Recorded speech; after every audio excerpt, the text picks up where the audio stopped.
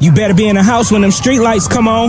Ain't that what your mama used to tell you? But I bet you when she told you to stay out the streets, she had no idea that the YouTube streets would take over the world. Uncle Juice, Public Figure Boogie, Baby Down So Raw, Detroit Gossip, and the most dangerous voice in Detroit, Dawgface TV. Bitch, I talk more shit than Dawgface. They running shit from coast to coast. Welcome to the Danger Zone. 5, 4, 3, 2, 1. Let's go.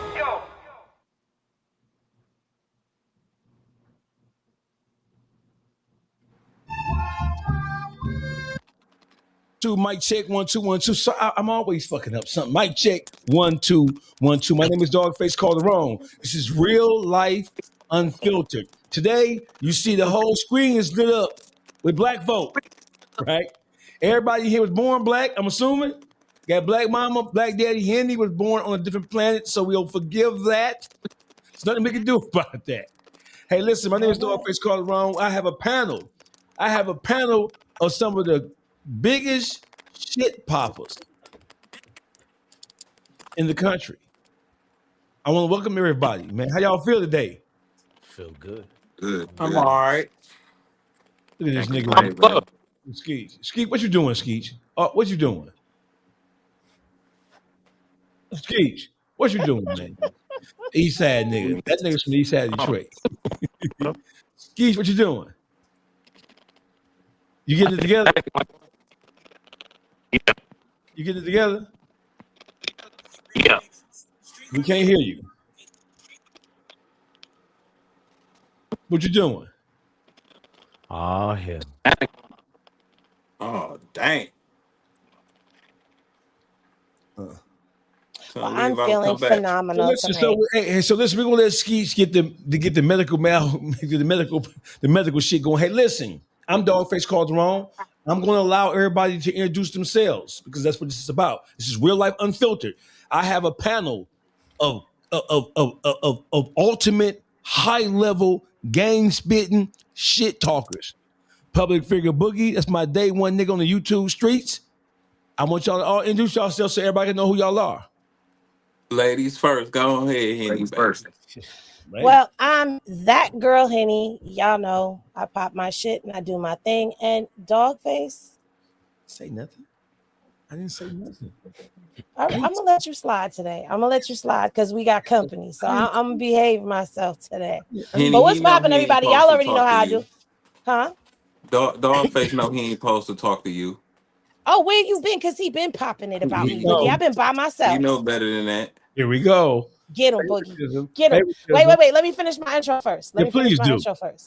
I'm that girl because I'm that girl and I pop my shit the way I pop my shit. But y'all love me because I'm cute. Are you done? I'm phenomenal. Come on. Hey. I make here's blessed one. Can you introduce yourself, brother? Man, what's up, family, man? This is DJ. Man, crap. My bad. Hey, it worked. Thank you to Henny. I see my live is on too, man. Shout out to everybody. This DJ Blessed one, the best one, man. Like I tell all of y'all, love your family, love your kids, stay blessed. I ain't got nothing to complain about. I ain't worm food today. God gave me an extra day to live. Blessing. I'm around some real cats, actual names that count. So I'm on my best behavior today. Salute, family. Know me, Public Figure Boogie, Mr. Time to go to work. Dawgface, I know you got that play to we can go and get Karmelo out. You got the play. You drew it up, right? Whatever, nigga. Who the fuck do I like? Johnny Cochran to you, nigga? I'm a regular nigga. Yes. John Wick about his dog. What you talking about? Too real. What's happening, boss? Hey, man, listen, man, it's too real for my phone, mister. Hey, check this out, boss. Hey, check this out, baby. I'm Milwaukee County till they crown me, man. I'm on here popping my shit, man, on the Dawgface stream, man. Anybody who know me, man, they know I'm going to keep it too real. Believe that. Skeech. Man, shit, real Skeech, bitch. I'm from the east side. What up? Tap in. Yeah. I love it. I was excited. Hey, listen. Hey, we have a listen. The conversation is going to be. You're here. Like, share, subscribe. The chat is comprised of multiple chats, so everybody play nice. Henny Gang, Butterfly. I don't know what that's about, but it is what it is. Hey, listen. So we're gonna have a free spirited conversation. Hey, Skeet, your microphone is glitching. I can hear all kind of shit on your mic. What you got I going thought it on? was y'all shit. No, that ain't us. Yes. So leave that motherfucker off until you ready to talk. Because you fuck it up. You tuned into the best. Hey, listen, this is Real Life Unfiltered. That girl, Henny, the real Skeets just went back out. He come back in. True Real 414, Public Figure Boogie, DJ Bless One. Are you a DJ? You're muted. Who muted? All right. Yeah, I used to DJ, but I left that alone, but I still kept the acronym with it. Okay, I got you. So listen, Henny, where do we start at tonight? Because I'm upset by the whole lot of shit. You got to tell me where we started at because I'm ignorant. Why don't we take a stab at Rick Chow first and start off a little light? Okay, so let's give us a background on Mr. Rick Chow. So Rick Chow is the Asian store owner. He owned a convenience store that was attached to a Shell gas station. And Cyrus Belton was the 14-year-old that went into the store. He was told by Alice Chow to drop his book bag at the door. He goes to the freezer. He takes out 4 bottles of water. She's watching him. It's very reminiscent of the Menace to Society scene where they were following him around the store. And so I guess he didn't like having those eyes on him. He puts the water back. We really don't know why he put the water back. I'm assuming that. Puts the water back, goes to walk out. She stops him. You know, she's, hey, where's the waters? He shakes his pocket, shows her, I don't have the water, walks out the store peacefully. Few seconds after he walks out the store, Rick Chow and his son go out the door, chasing behind him. And what we do know is that Cyrus was shot in the back in a runner's position. And Mr. Chow was alleging that Cyrus raised a gun at his son, and so he shot Cyrus in self-defense. Mr. Chow was found not guilty of murder in this case. Now, they are saying Cyrus did have a gun, but Cyrus's gun was never brandished. There are reports that say the opposite of what Mr. Chow said, which says that the gun was never even discovered until Cyrus's body was falling to the ground. That's when the gun fell out. There's also a key component to this that a lot of people are not talking about, or at least I haven't seen them talk about, which is Alice Chow took a shoe and 2 cell phones from the scene where the body was. So in the crime scene, people showed up to take pictures and all of that. They had no idea that where the shoe was or that there were 2 cell phones because Alice had taken them into the convenience store, which now opens the door to tampering with a crime scene. Just my opinion on that. But that's the topic. I'm going to reserve and I'm going to let you guys go first and Lady will go last. So listen, before we even go, I'm gonna put the footage up, right? So let's go to the footage. So we're gonna see with our own 2 eyes because we like to see so that we make a judgment call. We're gonna make a judgment call based on what we see, not based on what we heard. So here, can everybody see the screen? Yes. Yeah, I can see it. Okay, I got you. So here it is.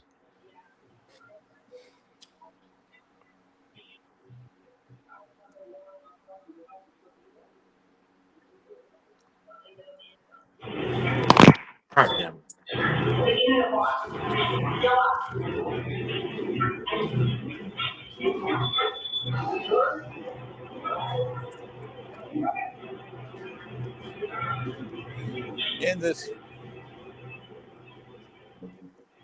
In this video, you see Cyrus wearing a red jacket, telling Rick Chow's wife he does not have any water in his pockets before picking up his backpack and walking out of the store. And shortly after, Cyrus was chased by Rick Chow and his son, Andy, before the teenager was shot. News 19's Kiki Gushu was in the courtroom for all of today's testimony and the moment these videos were shown to jurors. She is joining us right now from outside the Richland County Courthouse with the latest update. Hi there, Kiki. his possession of a firearm, showing jurors a social media photo taken the night before the shooting that showed him holding the same gun found at the scene. The final witness of the day was a forensic pathologist who testified about the path of the bullet through Cyrus's body, as attorneys continue to debate what his position was the moment he was shot. And court has now wrapped for the day. The state is expected to rest tomorrow, and then it will be the defense's turn to bring witnesses to the stand. At 11, I'll be bringing you a recap of all of today's testimony. Stay tuned for that.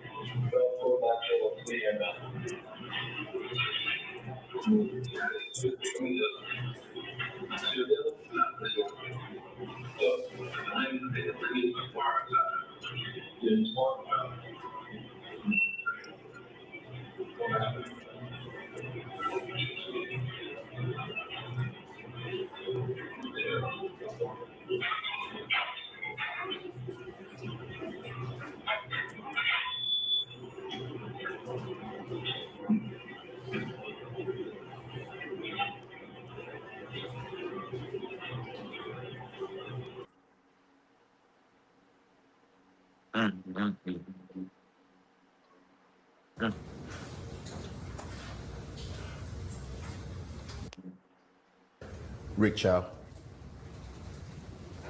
Moving on to slide 10 of stage number 4.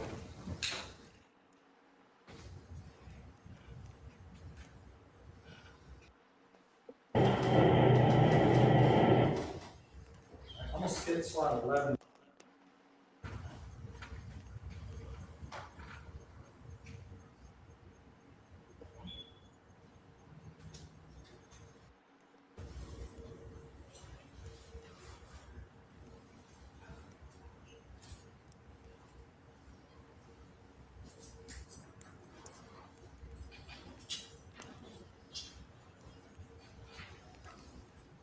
Okay, stage 17, or slide 17 of stage number 4.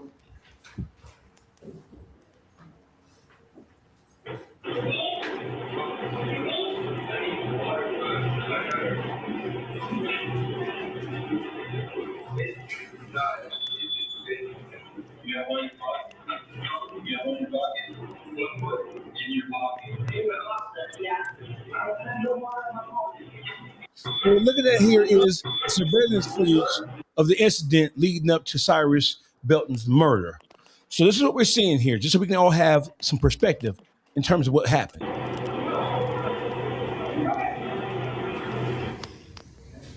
Moving on to stage, or slide 18 of stage number 4. This is part of the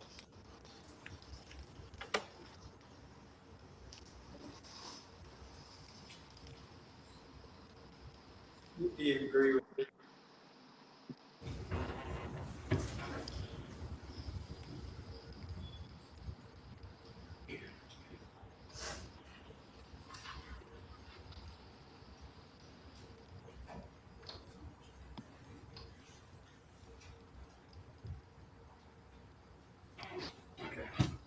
Slide 20, stage number 4.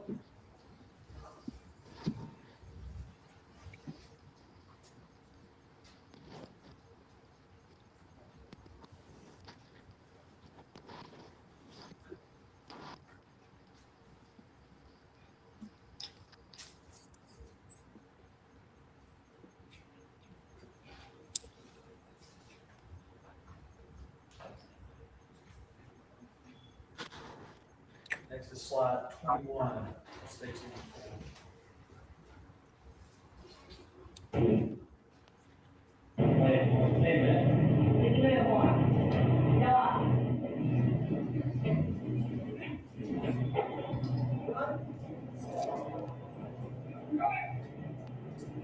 This nigga got found not guilty. There's a trick to it. Exactly.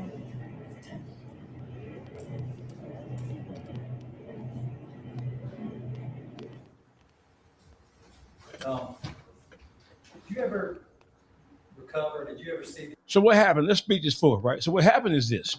So Cyrus came, he left the store, right? There was no stolen items recovered from his person, from his belongings, right? He didn't brandish a firearm. He didn't have an argument with anybody. He didn't threaten anybody. He didn't try to intimidate anybody.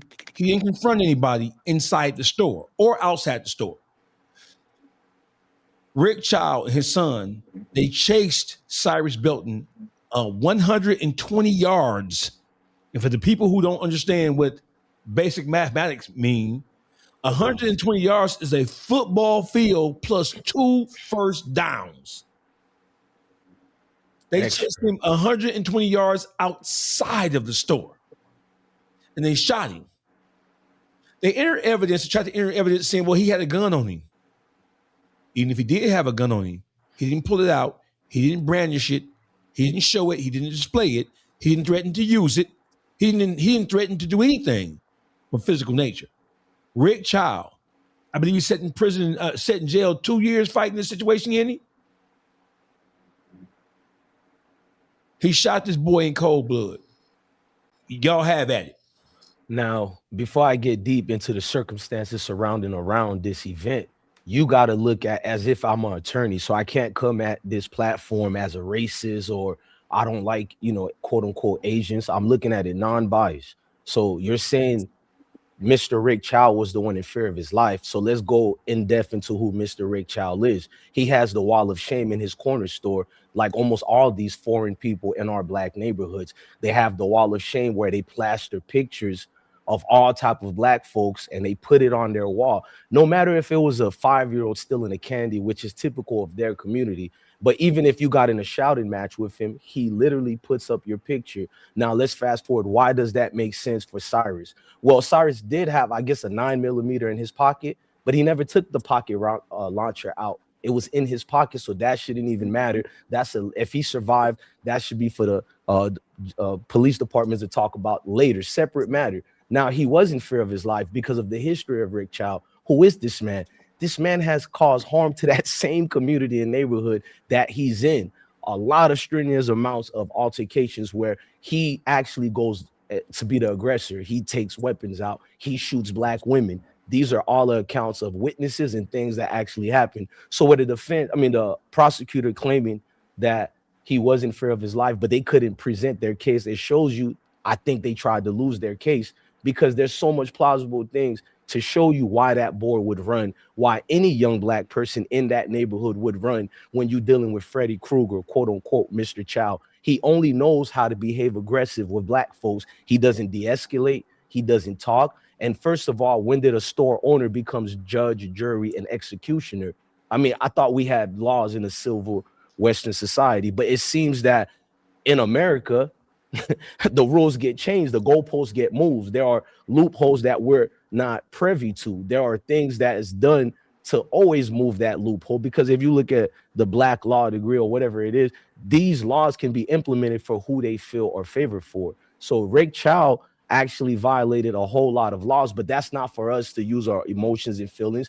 The prosecutor should have presented the case. So why didn't they present the case in a fashionable way that would have given proper justice to Cyrus and his family? And it was a racial factor. I'm trying not to use it because you're going to have all these trolls. Oh, you're a militant. I can use just actual points that actually occurred in that event that showed he was hunted down. He wasn't given proper justice by the State Department of whoever deals with, I guess, the Justice Department. And he can take it to the higher ups, but they butchered this case so bad, even if they take this to the Supreme Court, it's kind of over with. Mr. Chow got away for the 5th time of hurting someone black. Yeah, he has a history of this, so this is nothing new. question for clarity for us and for, I think we've grabbed it, but just to make sure the audience gets it. When you say he was in fear of his life, you're speaking of Cyrus and not Mr. Yes, Chow, yes. correct? Cyrus Okay. was in because the argument out there, people are saying where he's a street dude, he had a weapon on him, he's used. It doesn't matter. My son is. I have a lot of sons, but they're equipped of this life. That they're very advanced for their age. I don't care if my son has something in his jacket. If he didn't present that or become a threat to you, how can you yell out you are in fear of your life? Because if you look at the forensic evidence and the threat assessments that's done by Richland County coroner, they determine because he got hit multiple times in the back, but one of the main pieces at the lower extremity of his back, it shows that it coincides with exactly a human who's in due distress and fear of their life at the position. So it's not just he got hit in his back. They clearly proved it was because he was in fear of his life at the area where he got hit up, and that still didn't matter. Nothing even mattered that was presented to the courtroom. So that's why I'm always die on this battle hill as far as the court systems have a certain merit where they move the laws to favor who they wanted to favor for. And the relationship with these Western countries and the Asian communities is always about money and the dollar. This is why they have their own communities in our communities and outside of our communities where we're not privy to venture in their communities. So you'll be a clown raccoon to come out here and presented as, oh, he was really in fear of his life. This guy, the history alone should have finished the guy. So I don't know what else more we can go deeper on other than it was a racial factor. I don't care if Cyrus had bodies already on that chamber of weapon he had. During that occurrence, that did not occur at all. You were the hunter, the jury, and the executioner. So Rick Chow in my household, I tell my sons that's the real Freddy Krueger. My kids don't believe in monsters, Santa, none of that. They strong boys. But I told them, you see a Rick Chow, you supposed to be in fear for your life because the government clearly told you you are not allowed to have a self-defense stature. Only other nations and group of people are allowed to use this defense mechanism of self-defense. You are not, when you are black, you are the monster. When you are black, people are allowed to be afraid of you. You are the boogeyman. And when you look in that mirror, they're going to force that on you and tattoo that on your mindset. You are that's why Cyrus ran. Guaranteed Cyrus ran, not only because he was in Cyrus ran because he already, oh man, this dude tripping again. Everybody in the neighborhood know Mr. Chow, the clown in the neighborhood that's always aggressive, always apprehensive to do certain things to the other nations. But when he sees a Cyrus running around here, Cyrus already knew, damn, bro, folks already tripping again. Let me just get to it. Most of us guilty of running when we ain't did nothing wrong. My Spider-Man sense is kicking. Oh, shit. I'm in this white neighborhood. Oh, man, I know I'm innocent, but I already know what's going to happen. It's their words against me. Dude is going to roll up in a police cruiser. They're going to violate me. Hell, even my mama going to believe the cruisers. Like, our parents be siding with them anyway, so the kid is not really thinking necessarily of Mr. Chow. He don't want his mom to get mad at him no more. Oh, man, Cyrus, what you did now? And he had a piece on him.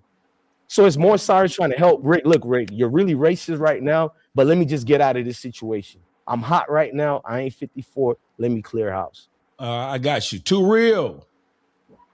Man, so first of all, I want to send my condolences to Cyrus and his family. But the first thing I thought was, I said, damn, a lot of motherfuckers finna move to South Carolina, especially a lot of racist people and prejudice people. And you might ask me why. Because as this trial was going on, I was watching and seeing how South Carolina has a law that states that you cannot bring up priors of anything. So they could not bring up any of Mr. Child priors. And that shit right there blew me because them two incidents he had with the woman and the other person, I think that would have been enough to just slam shut the case. But it's also, it's a couple things I want to get to. One thing I want to say is this. When I was watching that, right, I said the boy shook out his stuff, right? And when he left, he took off running. Most of the time, them 4 bottled waters probably cost them wholesale maybe $1, maybe 50 cents, maybe 75 cents. No matter how they was getting them cases or boats, they probably was getting them motherfuckers 50 cents, 30 cents a case, however they was paying per bottle, right? But you ask yourself, you know how many times a kid and ran out of store with something and then, just let them go. It is what it is. You take the camera, you take the video, like you say, put them on a wall of shame. That boy life won't work that. And the reason that case hit my heart real good, because I'm from Milwaukee, where back in 2020, when I was trying to come home, they had riots. It was riots for Seville Smith. Seville Smith was somebody who is one of the biggest cases in Milwaukee where he was running from the police.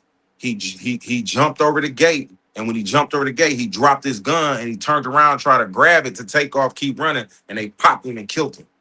So if you look it up, Seville Smith from Milwaukee, Wisconsin, that was the only dude in the city, the whole city rioted for. We tore up the whole motherfucking Milwaukee. I couldn't even come home during that time because I was from that neighborhood, 53206.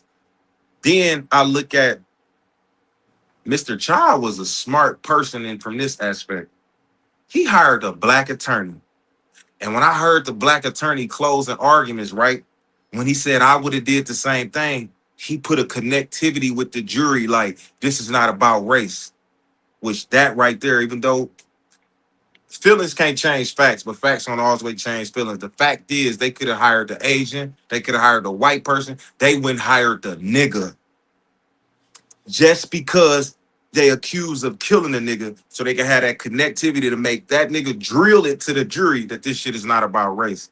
It's a sad case, but ironically, you see that happen, and then you see the Karmelo verdict. Always believe when all this shit is happening, it's a distraction to have us turn our head to look for something else. So overall, I feel like it's a lot of shit going on with that case that I just didn't sit well with me. And for the most part, that's what I seen.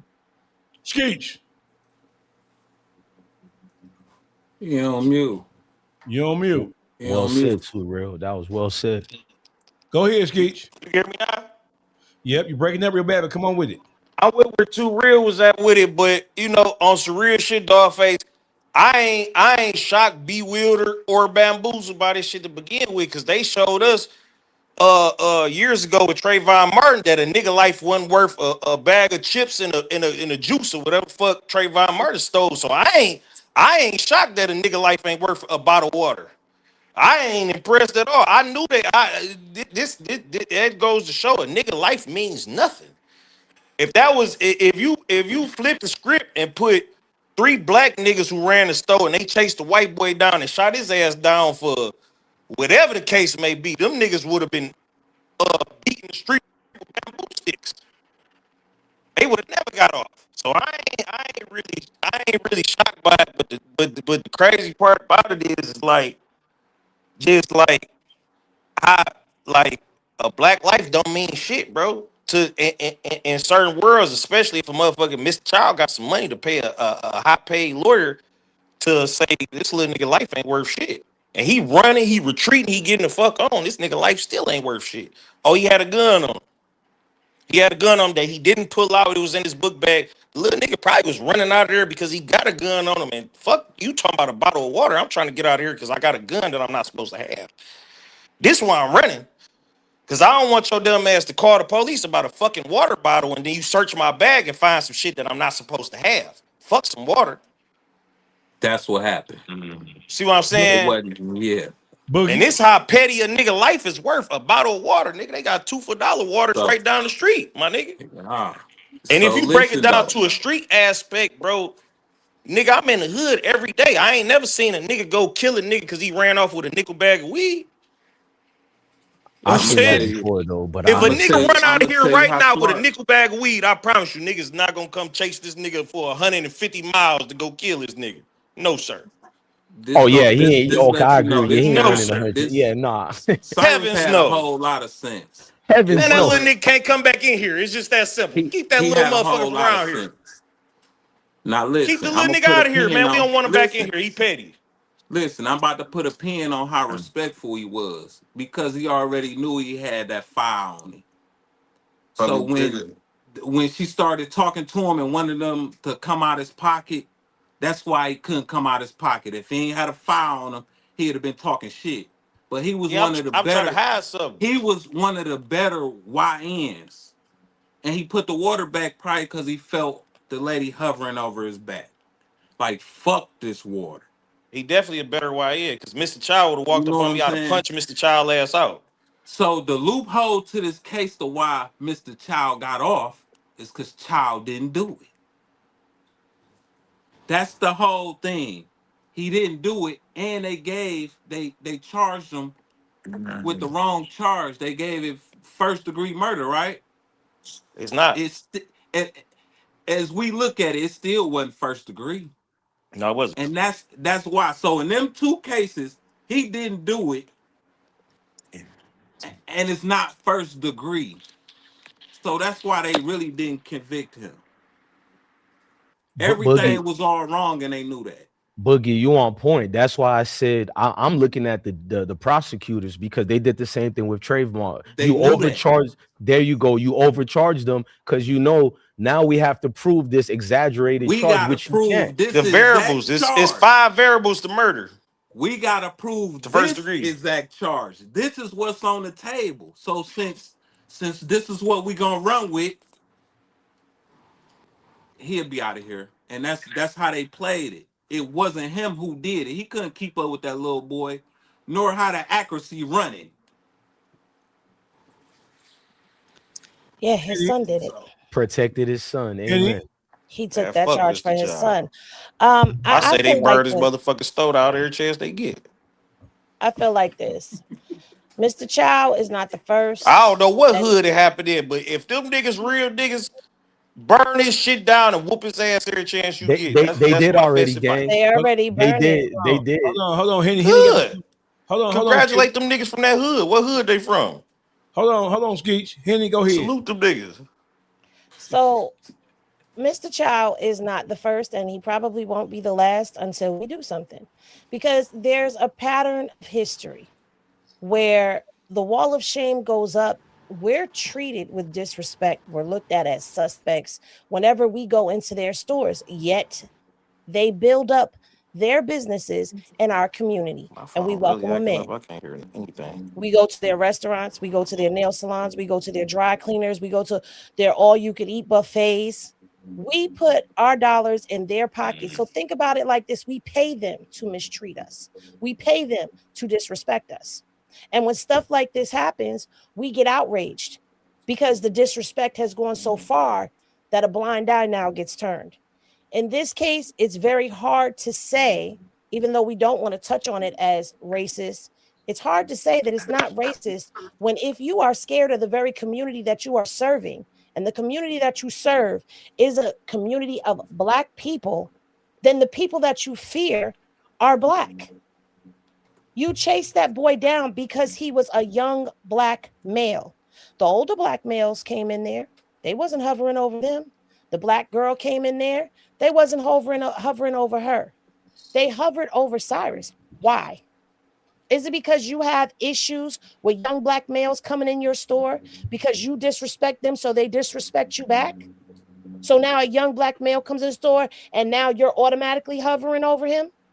Alice Chow should have been charged.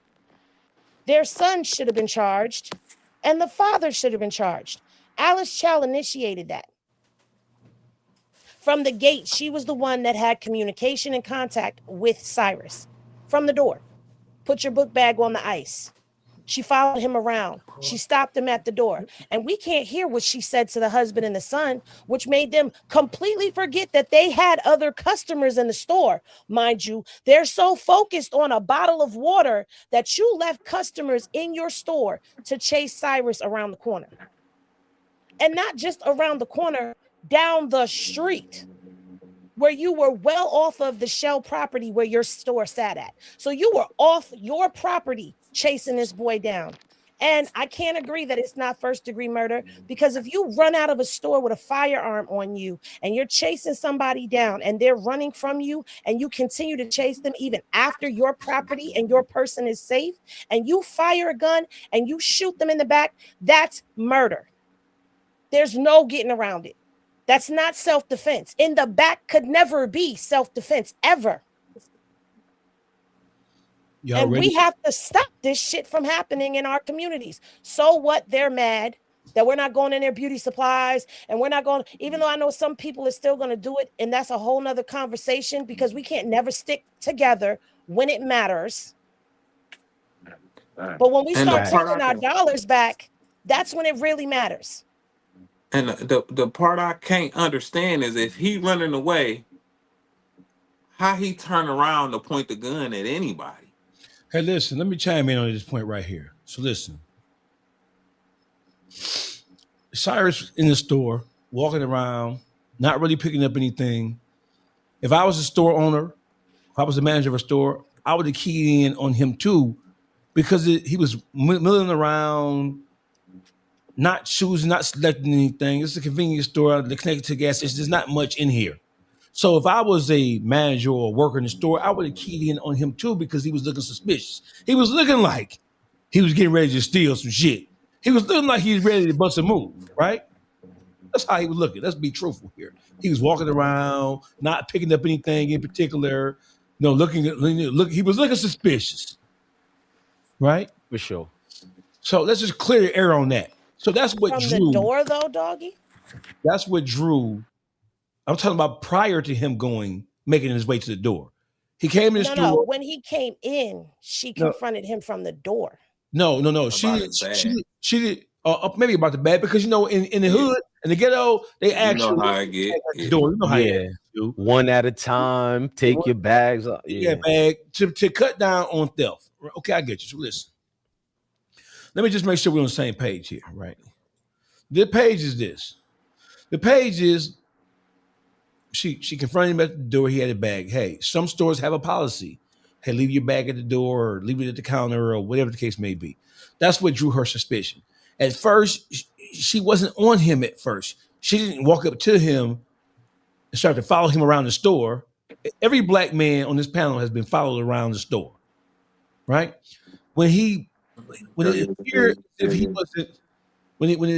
if he wasn't selecting anything, it kind of raised the level of suspicion. Okay. So whether he did or didn't, whether he was or wasn't, whether he did or didn't, whether he was or wasn't, don't matter. It doesn't matter if he was stealing something. It don't matter if he ran out the store with something. None of that matters. What's the procedure when somebody steals something out of a store? Is the procedure for you and your entire family to run out the store, off the premises, and chase the person down and then shoot the person in the back? Absolutely not. Let's clear the air here, right? Let's keep it G. What's the call the police? We got what's the procedure? Well, you call the police. Same thing they would have told a nigga. Why y'all didn't call the police? Hey, listen, the same thing they told, the same point they were making with Karmelo Anthony. Well, why didn't you go and report what was happening to authorities? Why didn't you find a teacher? Why didn't you find somebody, a faculty member, and say to them, hey, I am being harassed. I am being threatened. I am being intimidated. Why did you take matters into your own hand? For the same thing that they used as a part of the case that convicted Karmelo Anthony, that same set of circumstances existed in real time with the Rick Chow case. Cyrus Belton was hunted down like an animal and slaughtered and shot. That's what happened. That's exactly what happened. It don't matter if he was stealing something. Oh, he stole something. Hey, motherfucker steal shit every goddamn day. Don't matter if he stole something. Doesn't matter if he stole something. It does not matter if he stole something. Doesn't matter if he stole something. What matters to me is and then he didn't steal anything. The kicker here is he didn't steal anything. So if he didn't steal anything and you're watching him, you're following him around the store. You have eyes on him. You got his son behind the counter, he's watching. You got the mother following him around, trailing right behind him. You know he didn't leave out this store with anything. So why the pursuit? And then not only did you pursue him, right? So listen, I'll even give it to them this. I'm going to give them this right here. You chased him to the edge of your property line. All right. I'm going to give you that. But he chased him 120 yards and shot him in the back. That was deeply rooted. That was not any circumstances other than pure hatred. So Bless one is going to say this. Hey, listen. one of the unique things about South Carolina is that you can't bring up the judge wouldn't allow it. I don't know if it's case law, but I believe Trill said it was case law. Case law, you can't bring up a person's prior convictions to use it in a whatever case they're currently being prosecuted on or about. Okay. He didn't steal anything. Doesn't matter how suspicious he was looking. Doesn't matter how fidgety he was. Doesn't matter how non-compliant he was. It's not even a matter of being non-compliant because I didn't do anything. You can't call my behavior objectionable in any way because I didn't do anything. Right. I didn't do anything. When I left your store, I didn't take anything. I ran. Doesn't matter why I ran. Right. Doesn't matter. You know I didn't steal anything because you were watching me and following me around the store. Like Henny said, that woman, her behavior, her actions, everybody else in hyper alert mode because they were feeding off her. They didn't see him take anything. They were responding to her body language, to her words, to her actions. She's the one who set this whole thing in motion, right? But she is just a representation of what's going on in that entire family. And it's a bigger reflection of their relationship to the neighborhood that their store/gas station serves. Mr. Chow has a long history of being hyper aggressive with Black people. There are no accounts of They're him. known for operating like that. Yeah, there are no accounts of him 5 situations of already. aggression towards anybody other than people of color. So what I'm saying is this. He didn't steal anything. And even if he had stole something, I don't give a fuck if he had picked up a whole rack and walked out that bitch. Once he got outside, what's the procedure? What does the law say? Proper authorities. Once your life not in danger with somebody running away, and that's my question. It's So, automatically law. You can't shoot somebody in the back. And listen, so that's automatically. So, hey, Boogie. So watch this. That's murder. Listen. Murder. At what point on the video that we see, multiple videos, at what point did either one of the childs fear for their life? None. Those actually had bravado with them. They look hype. Hunting season. They look like they've done this shit before. Exactly. Right? Even if they didn't have a history of doing this, just by look, I guess we're stupid and we can't tell based on the behavior and based on the body language of, because they always say niggas are stupid. So these niggas, you can't look at that tape and tell. No, you can look at that tape and tell that this is not the first time that they've responded and reacted without even examining his prior criminal or prior history of shooting people. You can look at the body language of the entire family and tell these motherfuckers think they tough. The only difference from this time and the last time is they missed.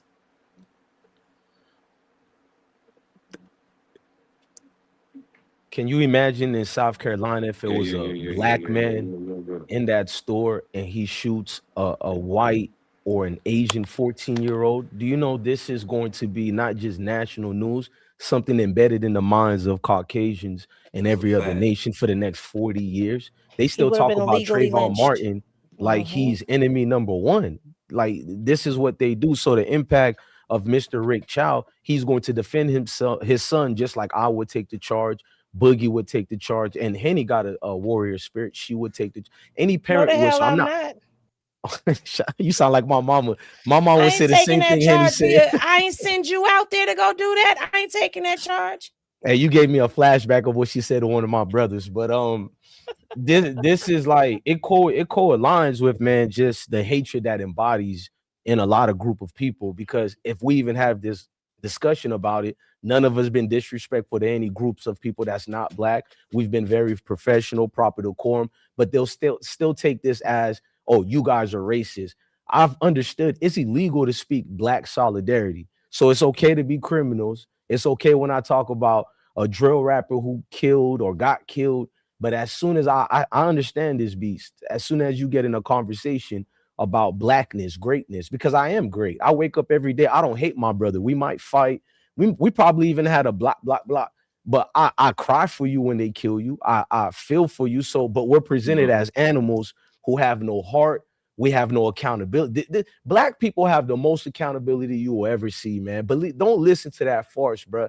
We have so much accountability. That's probably what kept me from getting rich on YouTube, because everything I want to do in the hip hop world, I gotta go, damn, how my neighborhood gonna look at me? What OG and them gonna tell me? We have so much accountability in this neighborhood and a structure, but it gets presented as a ghetto trash. You don't have fathers. You don't. That's every killer I know had their dad in the house.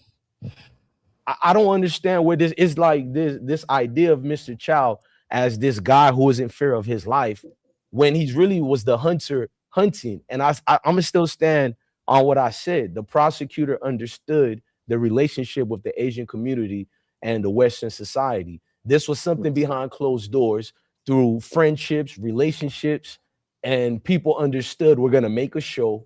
We're going to give the people what they want, but we knew what the verdict was going to be before. Every black man and woman, we don't even have to know each other. You know what the verdict was. I don't like to sugarcoat it. Let me ask you a question, Blessed One. Go ahead, King. So, one of the dynamics that exists, when we talk about cases like this, where there is white people who are shooting down black people, one of the things that comes up from the white perspective is that black people kill other black people and we don't protest. So why are you guys, why are black people, why you only take up arms when somebody from outside the community does it? And when I hear things like that, hey, listen, I take a deep breath, right? So listen. Black people have been bamboozled and they have been tricked and manipulated so effectively to where white America, with their constant complaining about us complaining about them and what they do and what they say and how they treat us and the injustice that we suffer at their hands, white America has positioned themselves and they have launched an attack on us starting 20 years ago. And they have waved the flag on us. And so now anything that we say about them, anything that we say about their behavior, anything that we say about their activity as it specifically relates to how it affects us, we're playing the race card. We're race baiting. And here's my disposition. No, bitch ass nigga. We ain't race baiting. All we're doing is simply pointing out, right, your behavior, and then we're matching your behavior with the historical nature of how people who look like you, speaking of people who look like each other, speaking of what we expect from people who look like black people, oh, they steal from my store. Well, you bitches are racist, you're murderers, you're everything under the goddamn sun. So if black people were to judge you by the behavior of the majority of you, well, all white people ain't bad. Hey, listen, all white people ain't never been all bad. All white people were bad during slavery, right? All Europeans, all the Germans didn't dislike Jews. It doesn't take for everybody, for a collective to be all one thing in order for a segment of that particular society or that particular group of people to act out and do shit. So when we are speaking about, black people listen, look at all the black political pundits, all the black entertainers now. They all are speaking like they're ashamed to say racism still exists. Hey, listen, bitch ass nigga, racism does exist. And when we talk about racism,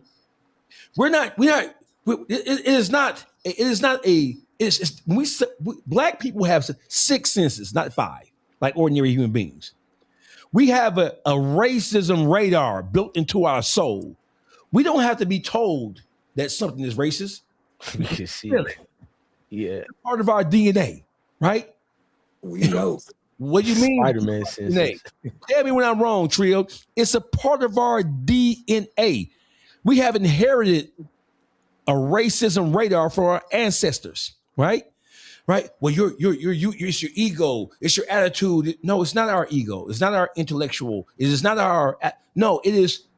Listen, you don't have to say nigga in order for me to understand that you feel nigga. It's a feeling that we get. And for black people to deny it, listen, when you look at what happened to Karmelo, right? Despite the circumstances. When you look at what happened to Cyrus, right?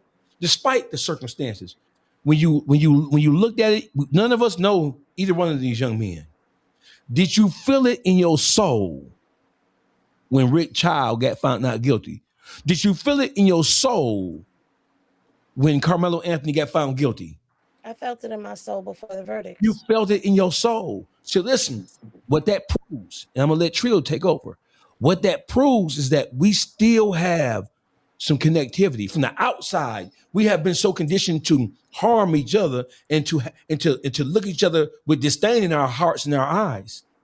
But we have an internal connectivity that we don't listen to anymore. We're not tapped into it anymore, right? We have subdued our feeling of connectivity with each other as a people, and we've replaced that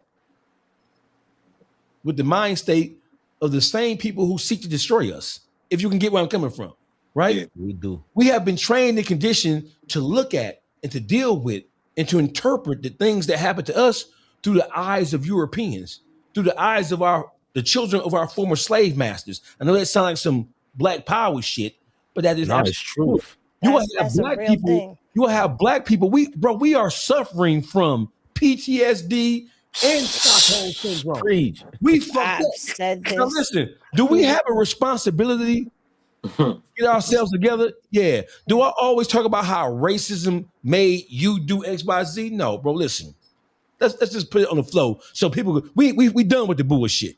Right. Yeah. Black people, we need to take responsibility and accountability for the shit that we do.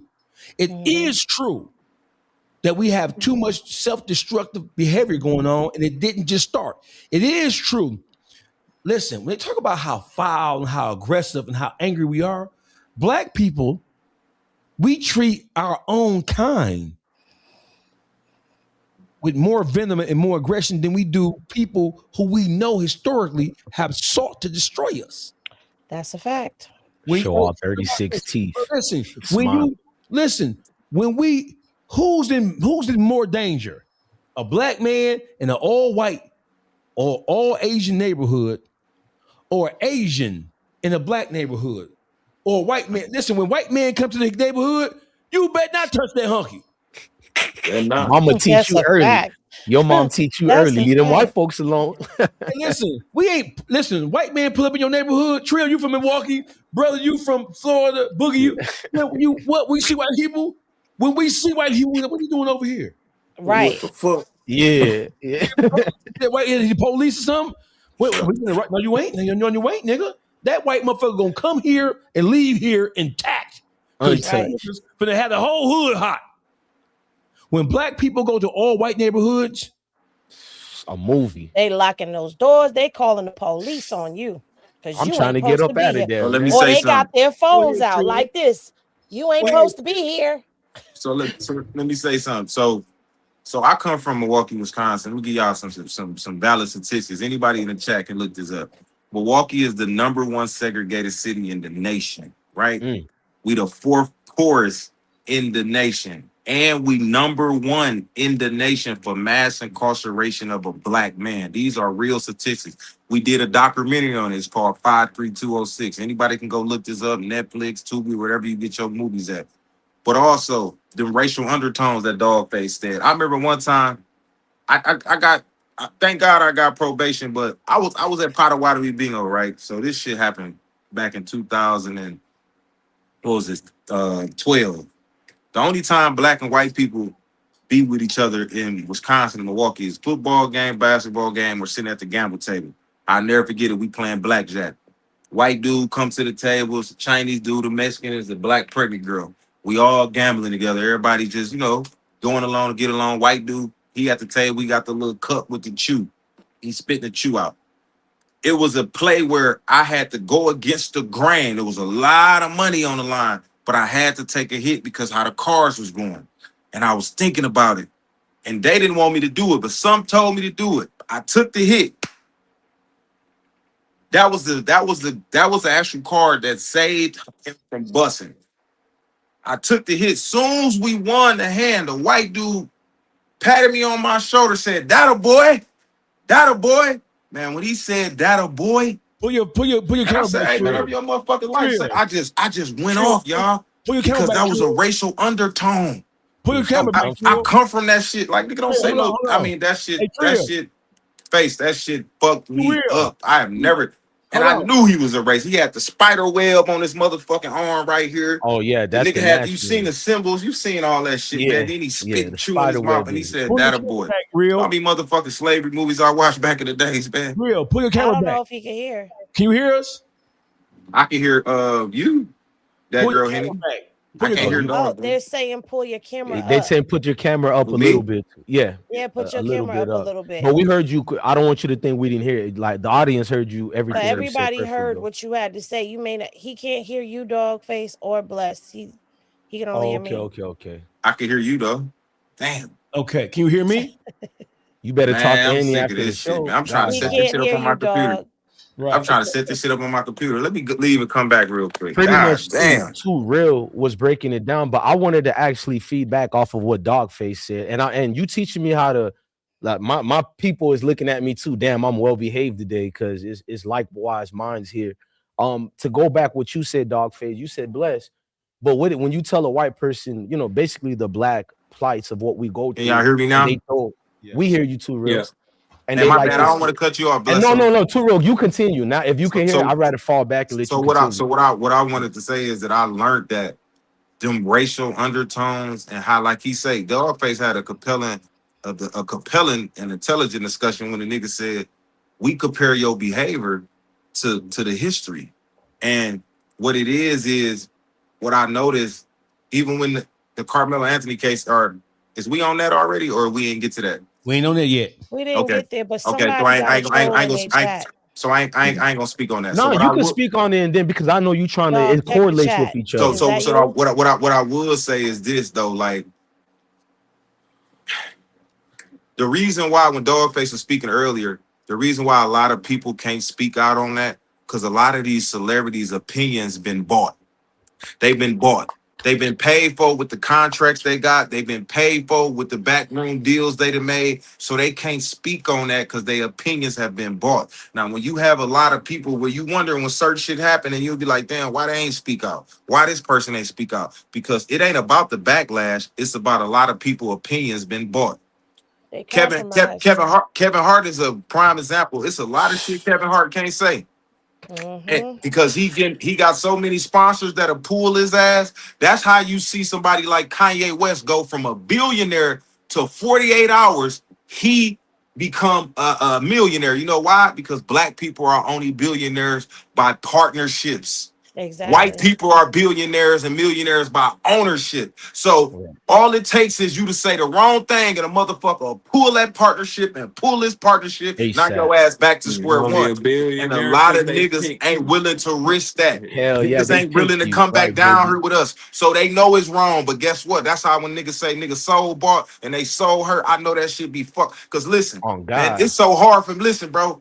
Being fake fuck with my spirit, like even attempting to be fake. That's why I tell people all the time, be careful what you despise the most in people, my nigga, or you will become what you despise the most in people.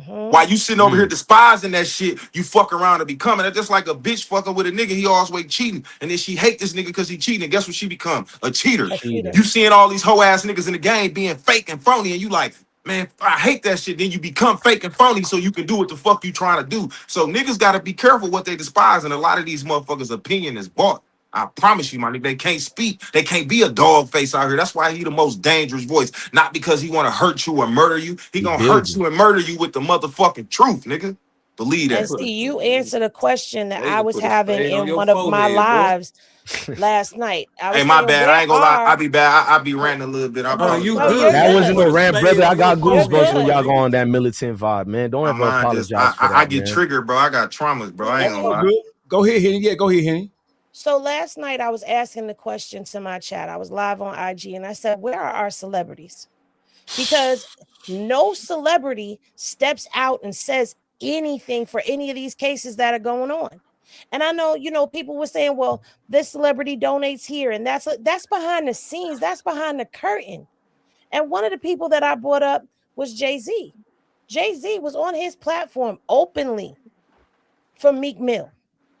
Remember that?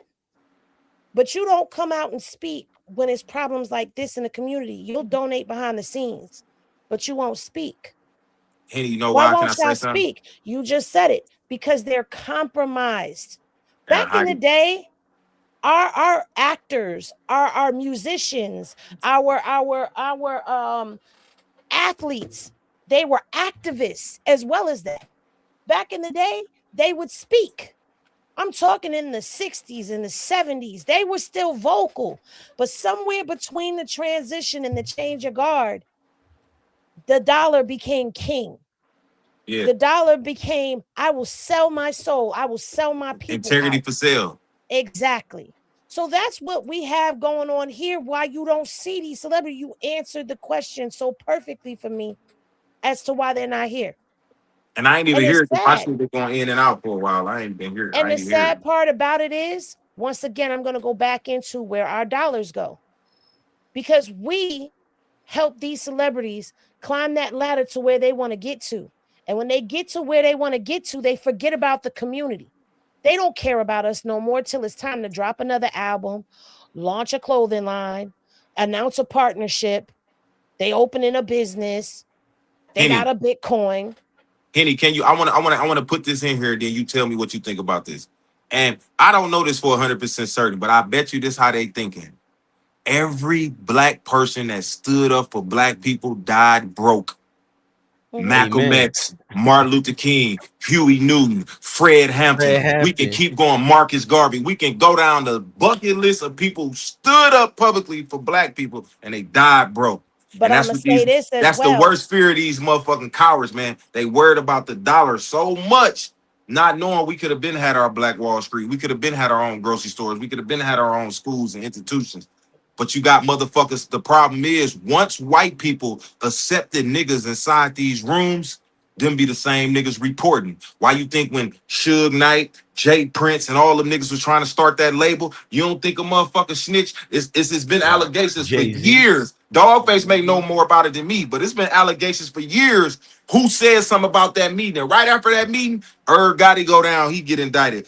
Death Row go down. The feds was damn near trying to kill Jay Prince. You seen a lot of these niggas when they try to come together, is always somebody going to run to tell master what's No, going on. nigga, you can't have But your own see, piece of chicken. So it's that's deeper. where I was going with it, because all those names you mentioned, the Malcolm X, the Martin Luther King, the Huey P. Newtons, all of them, not only did they die broke, they died being betrayed by one of their own.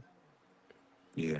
So we let's can't talk about skip that. over that part. Hold on, Dawgface. Before you said it, you're an example, Dawgface. Even Oh. you too, real. I don't know if you was in a nation like my brother and Dawgface, but look, people criticize Minister, the great honorable Minister Louis Farrakhan every day, and I got things I could criticize him. That man, that brother performed magic, bro. I got friends and family who are that part, and they're like Dawgface. They outstanding people. You're building. You're actually contributing. You can't have that, bro, with people who can influence powerful minds like that. I'm gonna say that again. I'm not to glaze you. They built you with your mindset. Maybe Dawgface built themselves, but to have black people on one accord like that, I don't blame white folks. I understand it. We some warriors out here, even the baddest of us. If you get us together, bro, it's domination. So self-preservation. They have to do the little loopholes they're doing. That's all I wanted to say to that. They have. So it's not that we as black people don't know why y'all do it. I fully understand why. So yeah, but they're selling out their own for $1. No, I'm talking about the whites as far as what they do to us to buy off our people. So listen. We know why. The agenda was set hundreds of years ago. So all we're seeing is the manifestation of a plan, of an orchestrated plan set in place. Right now, the plan was launched hundreds of years ago. right? What we're seeing now, what we're bearing witness to now, is the manifestation of psychologically enslaving somebody, taking them from physical chattel slavery to poisoning their mind and reconditioning their mind so that they become their own worst enemies right now. So listen, we all black, we all from the hood, right? Right now, let's be honest, bro. We're not afraid of white people. As bad as white people are, we ain't afraid of white people, bro. Maybe we should be afraid of them, but we're not. Well, the things that strikes the most fear in our hearts, and I'm gonna speak for everybody. As long as you're not the police, we not scared. It's somebody who looks just like, well, maybe it's different for me because I'm from a black city. So I know. So this is where you talk to people who, and this is why these conversations are so important, because now we have people who are from different cities, from different regions. Detroit is a chocolate city, and most of the cities surrounding Detroit are relatively chocolate cities, right? So growing up in Detroit, right, because it's predominantly black city, right, we don't see acute direct racism like you would see in Mississippi or Arkansas or Texas or Florida, right, or Florida. We don't see it like that. White people, the racism that does exist, but it's more systemic. It's less overt, right? You don't see white people living in Detroit just calling motherfucker. There are some that do that, right? You got some who will do that, right? But normally when we see racism in cities like Detroit or Chicago, because they're so heavily, right? Normally we see it in law enforcement or somebody who has some level of authority, who's not afraid to express that vitriol, right? Let me tell you something, bro. We are more afraid of ourselves because we live in close proximity to each other. So the likelihood of you having a negative encounter is going to lead to you having to do something to somebody or somebody doing something to you is going to come from somebody who looks just like you. The police is a whole different thing. The police are universal troopers everywhere, right? But let me just say this, bro. Let's close the Rick Chow thing out. Rick Chow, you and your family, y'all deserve everything y'all finna get.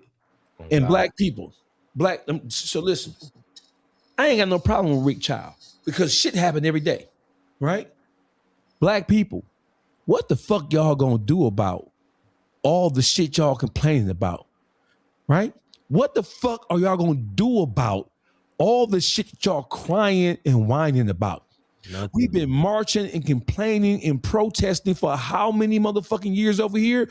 Don't you understand that marching, that beating your feet on that pavement, you trying to convince some type of legislature to see things in your favor? When are you going to realize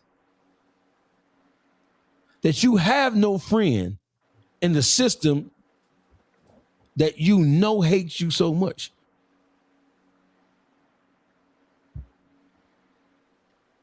Message. We listen. We have Google. We got iPhones. You know what I'm saying? Hey, listen. White people, by and large, not all of them are bad. It makes me want to throw up to even say that. I never prefix what I'm about to say by saying something to kind of like diminish what I'm about to say. You understand what the fuck I'm saying? Not all white people are bad, Dawgface. Not all white people are racist. We know that. Listen, bro. It doesn't take all of any people to be, for some people in that particular group to do something. Black people, when are we going to say, the reason why we see the same shit happening over and over again, listen, we can't beat the law. Hey, listen, laws get changed not because of feelings. Laws get changed because motherfuckers fear the reaction if something doesn't change. So all this marching, hooping and hollering, sitting up in the Second Ebenezer Baptist Church and all that shit there, right? White people, here's a newsflash. I'm gonna give y'all the mic. White people only respect force. Violence means violence. Facts. They don't respect a complaint. When white people, why do you think this country was founded? This country was founded on the principle of motherfuckers being mad, angry, upset, and fed the fuck up with what was going on in England. That's the spirit of the white man. The true essence, the true spirit of a white man is do something about it. In the Wild Wild West, did you ever watch? If them niggas was some do something about it ass niggas back then. Do something about it, bitch ass. Dawgface, you said what to me? Let's have a duel right now in 30 minutes. Somebody ain't coming home. Hey, newsflash. White man gonna talk shit all the way till you go upside his head. Hey, listen, oh God. Newsflash. Then his whole tune changed. Right. 911. Newsflash. White people do not respect softness. Marching. Not only white people, but any race, any man or woman. No warrior class of human being respects a whining, bitch ass, complaining ass nigga, right? They will help you. They will set up systems. They will put people in your community who will champion the whole whining thing. Martin Luther King was a whining bitch ass nigga. Preach. Finally, somebody said. When he died, prior to him dying, what did he say? I led my people to a burning house. I led my people to a what? Burning house. A burning Too late, house. nigga. And listen, when he came to that realization, the reason why he got killed, when he got killed, is because the people around him, the niggas around him, like Jesse Jackson for one. Jesse Jackson was a murderous, deceptive, Cohen. Right? I was scared to say that on this panel. About to flip on us for them white bitches anyway. So when you talk about entertainers waking up, once those entertainers start to wake up, now P. Diddy was a motherfucker. He had his own percadillos, as the white people say, right? Right? But that motherfucker, he was such a deviant that he forgot who the fuck was running the show. Yeah. And he started to speak out. Kanye West, right? He was such a deviant. We now know that he sucked dick and swallowed cum. He's a child molesting ass, rapist ass, bitch ass nigga, right? Educational. Listen. The most courageous motherfucker in the world is a sexual deviant. They don't give a fuck. Nothing. Listen, think about all the people who've been accused of sex crimes. Donald Trump, he didn't give a fuck. He don't give a fuck right now. R. Kelly didn't give a fuck. Bill Clinton didn't give a fuck. Bill Cosby didn't give a fuck. R. Kelly didn't give a fuck. Them sex crime niggas. Charlie Sheen. None of them give a fuck. Bill Clinton took a second look at his picture and was like, I had a hell of a time that night. What you said, bro? I know I'm going off on a tangent right here. I know I'm going off on the side of this shit, right? Nah, you preaching truth, gang. Listen, the reason why you have entertainers, Trill just said it. Henny just said it. The reason why these entertainers are not going to speak up in a real, measurable, marketable way is because they don't want to lose what they have. They don't want to lose the support of the people who help create them and help put them in a position of influence over other niggas. They don't want to come back down here with us niggas. They don't want to come back down here and do podcasts. The rappers who are now pod rappers, they don't want to do podcasts. They would rather have illustrious rap careers. They're doing podcasts because their rap careers are on the south side of things. Message. Hey, black people, right? We ain't gonna be talking about this shit all this whole podcast. Hey, listen. If it's one thing you motherfuckers better get through y'all motherfucking thick ass skulls is, right? First of all, we got to police ourselves. We have to start to govern ourselves because it is true. They are pointing to what we do to ourselves as a justification or as a minimization, right? How you guys gonna complain about, right? How you gonna complain about this, that, and the third when you niggas do the same shit, if not worse, to yourself, right? And my thing is, here's my thing. It doesn't matter what we do to ourselves because when you look at every community, right? In every community that we have, whether it's Italian, Asian, Arab, Chaldean, whatever it is, there's always more crime that happens and occurs amongst the people who live in that community. So they say black on black crime. They don't say white on white crime. Majority of crime that happens, greater society, is at the hands of white people, but they don't talk about that, right? You know I got why? you, doggy. I got you. Go ahead. Doggy is my brother. Blessed One is my brother. Too Real is my brother. If I fight my brothers, I fought my brothers. The outside, you better not say nothing. You better not fucking move. That's me and my brothers. You see what I'm saying? Just like you and your brothers. Just like in jail. You run your section. Your section is white boys. You talk to them fucking white boys. Don't come over here talking to no niggas. You get your side straight. And then that one white boy might talk to that one nigga and they get it. They figure out what the fuck they gonna do. But other than that, no. We hit them with the finesse. My brothers, my brothers. We gonna kick our own asses. Ain't nobody else coming in doing that. And y'all feel the same way. Facts. No, I ain't gonna lie, dog. Go ahead. You should. Go No, ahead. I was just The gonna thing piggyback is, on what he said. I just feel like, everything you said is absolutely correct. We demand respect. We demand our place in society. We demand to have justice for us. We demand, because no matter what the illusion may be that's been given to us, it's not an equal playing field. And we know that. They've already had years and miles ahead of us. They're years ahead with their planning while we still trying to play catch up. And the thing is, they keep telling us what our hang-ups are. We're our own hang-ups. We are. We can't expect anybody to respect us. We can't expect anybody to give us our place. We can't expect anybody to look at us and not feel like it's okay to disrespect a woman, a black woman, a black man.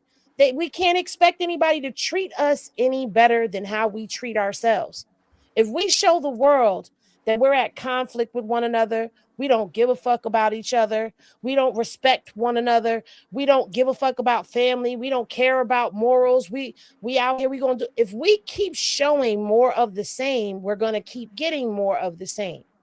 The problem is we become so programmed into all of this that it's now, how do we move? Because I'm tired of talking about what's going on in our community and what's wrong with our community and how do we fix what's the plan? We've got to start moving forward, because all we're doing is running in a circle with two left shoes on, doing the same shit generation after generation. And the complaint is never changed. They're not changing the game.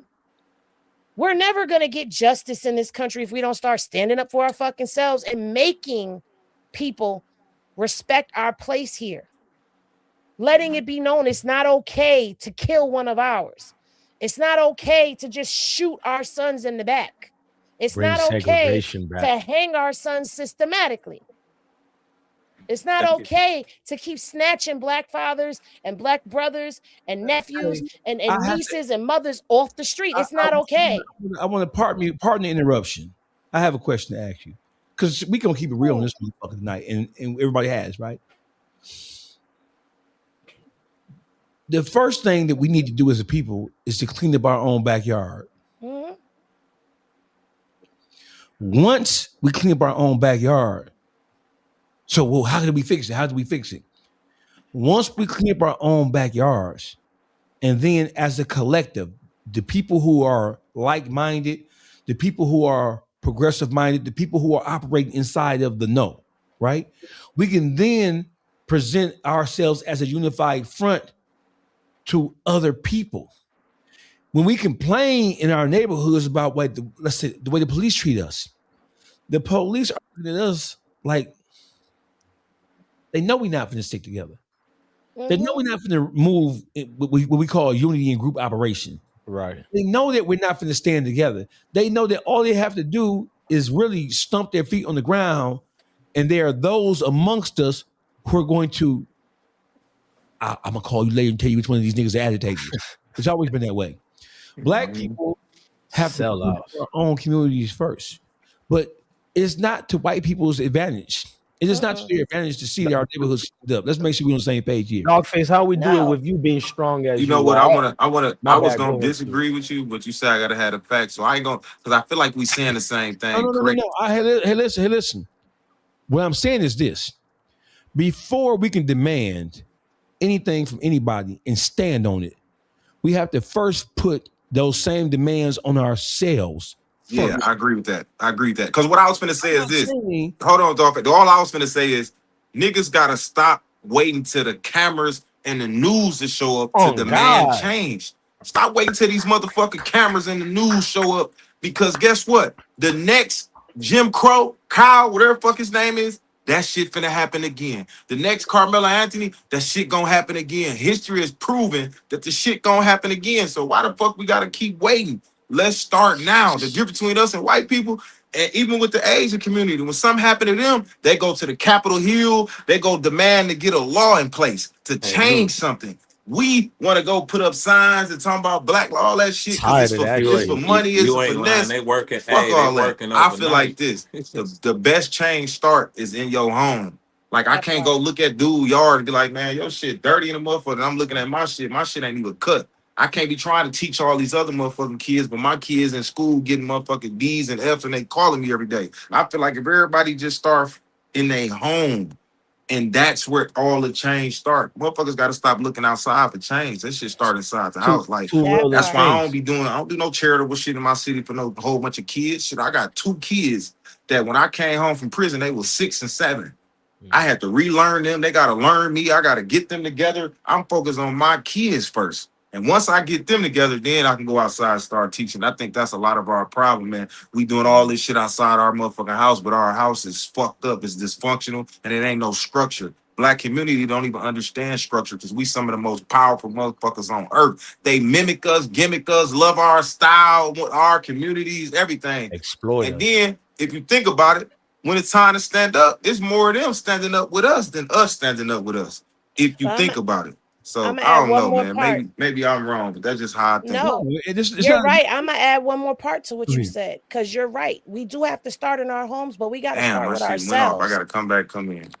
We got to start with us. No, I need him to come back. I got something to ask Too Real in face. Go ahead, Queen. My bad.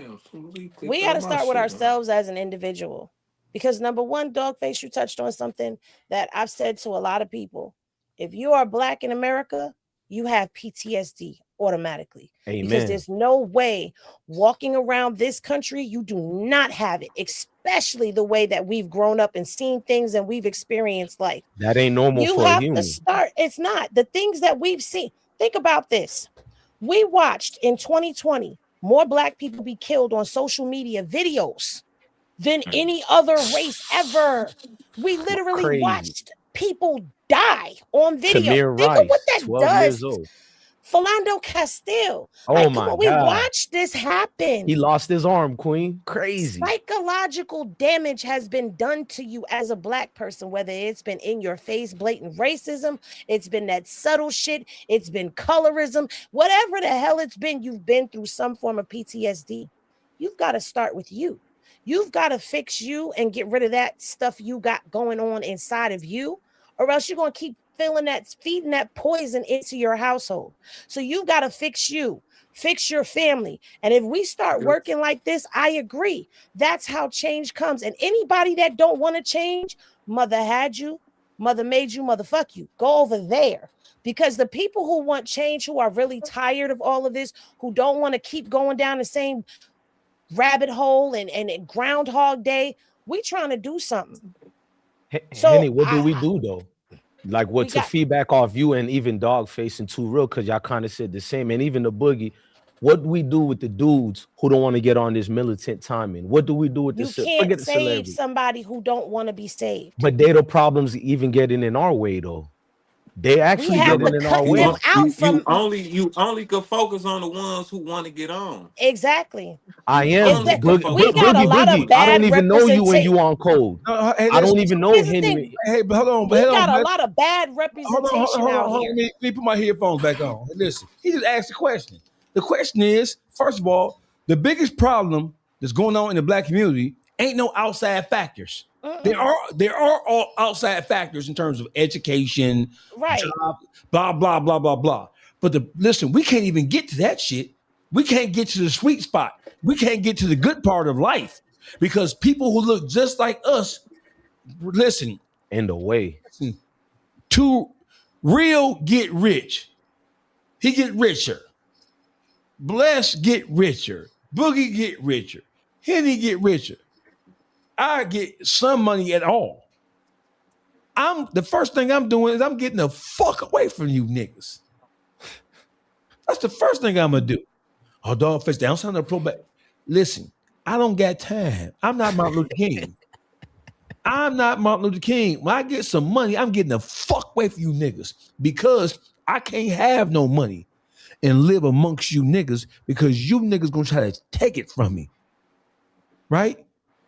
My kids, right? Oh, it can happen anywhere. Yeah, it can happen anywhere. Robbery, death, destruction, Columbine happened in an all-white environment. We understand that. But the likelihood of my kids getting shot the fuck down because they got some Jordans on, it decreases the further away from you niggas I get.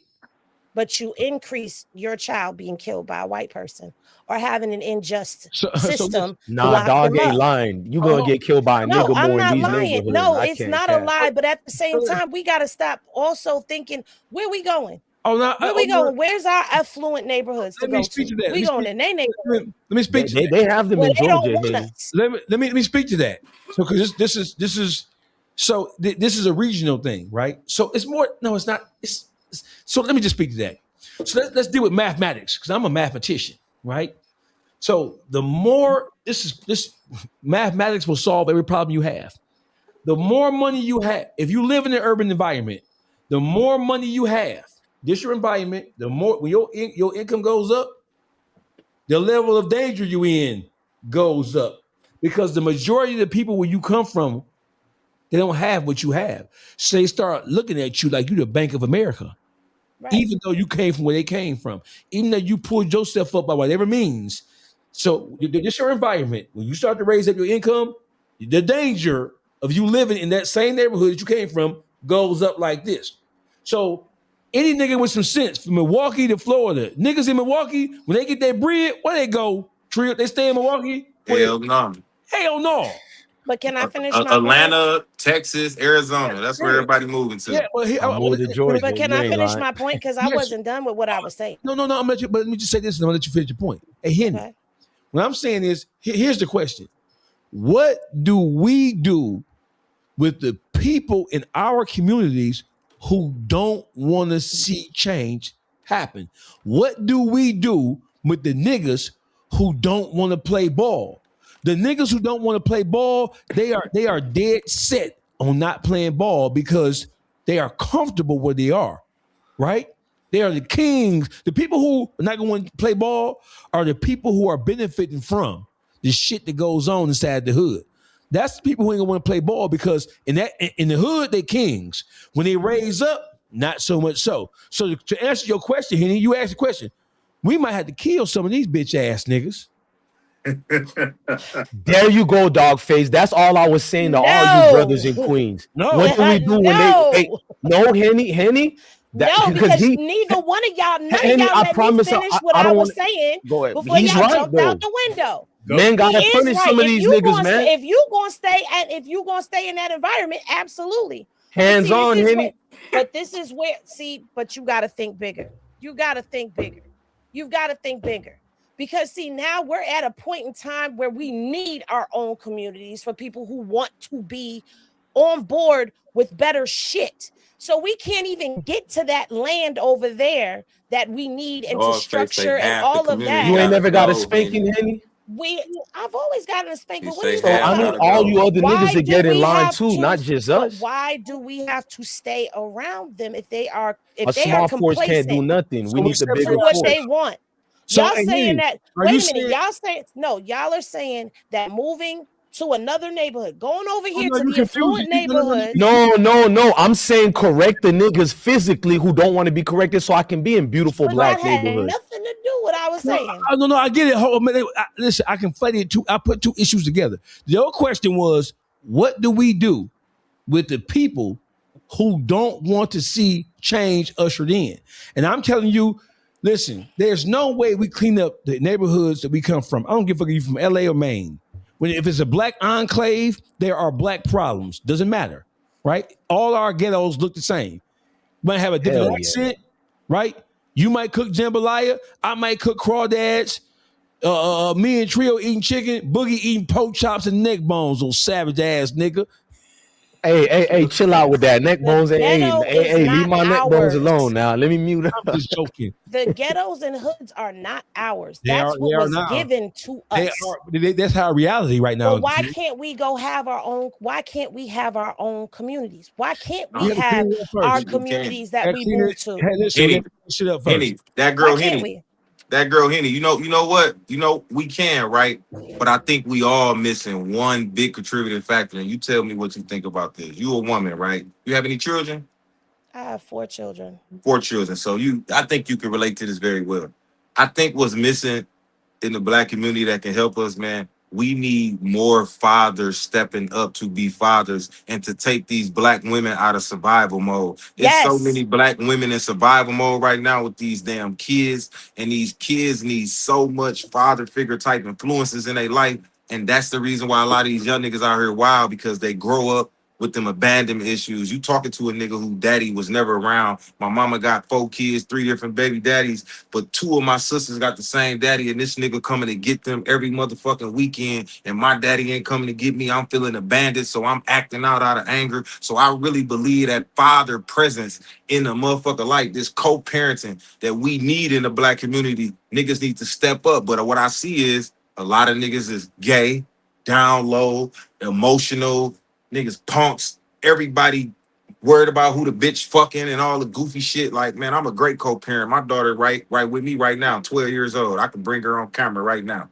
My daughter been with me 2 years. She live with me, stay with me, because I feel like she needs me. At 12 years old, she's a teenager. She needs to know what's going on. She need her daddy to keep it real with her. That presence.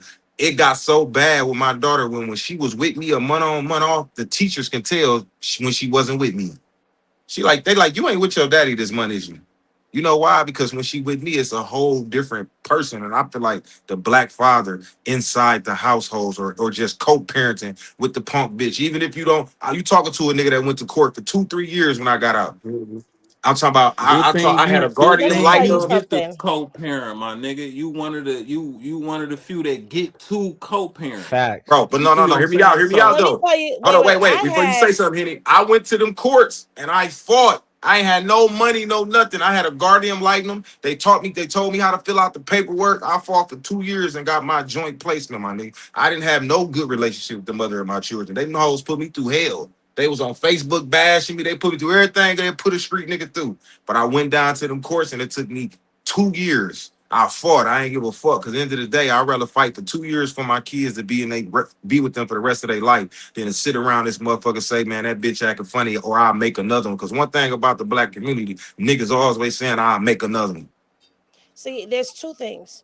One, that's one way to be active in your kid's life. 2, I had a similar, well, not similar. Me and my children, my oldest children's father, when we separated, we couldn't stand each other. But at some point, we sat down and had a conversation because I said to him, we got a long road to go with these kids. They're going to need the both of us. And I don't believe in cutting the father.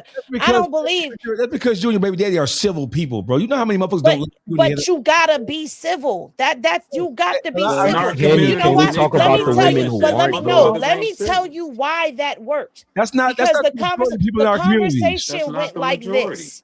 It don't matter what you and I went through. Them No, kids ain't got nothing to do with it. Henny, you talking You from a civil. good You know Black what? woman Henny, Okay. you perspective. You know civilized what? like I'm gonna that shut though. up Henny. because I No, can't. Henny, I don't No, think argue you nobody's myself. look, Henny, you Henny. not wrong. You Henny, civilized nobody's like that, coming but at you. You're one of the our community where we oxymorons come of the from. exceptional. Bless. Hold on, the phone. Henny, what the fuck is you talking about? You know, and I know, nigga, you from New York and you from Florida. The majority of Black women and Black men and the relationships between Black men and Black women, that shit doesn't look like what you and Cause your y'all people like. motherfuckers is bitter and y'all won't do the work. Y'all Who's won't work. Henny, The that's bitter not true. motherfuckers that is out there, they Henny, won't do the work. They Henny, don't Henny, I want to pay do for work on everything and still got to themselves. deal with her anger, Henny. And I Henny. still take Why care is of her. she angry? Have you figured that out? Have Hey, you had a Henny, she is a conversation? problematic person. I'm the fit parent. and I still give her what she needs, Henny. With her. Hold on, So hold how on. do Hey, you work listen. that out? Hold on, wait. That's my mistake for not courting No, and it's not a vexing my woman mistake. the right way. It's not a mistake because you have children there. That's not a Hey, mistake. listen. My So it kids was are not a meant for you to mistake, have but she children. as the mother is a mistake, and it is my fault, Henny. I'm taking accountability. Hold That's on. Hold on, bless one. Listen, bro. Listen, because we're getting off the beaten path. You have black men and black women who were never fit to have children to begin with. Right. They are damaged psychologically, morally, and spiritually to begin with, but that doesn't stop them from having kids. There is no litmus test that somebody has to take. There's no qualifying activity or qualifying level of education or qualifying financial status or qualifying spirituality that a human being has to take to produce a child.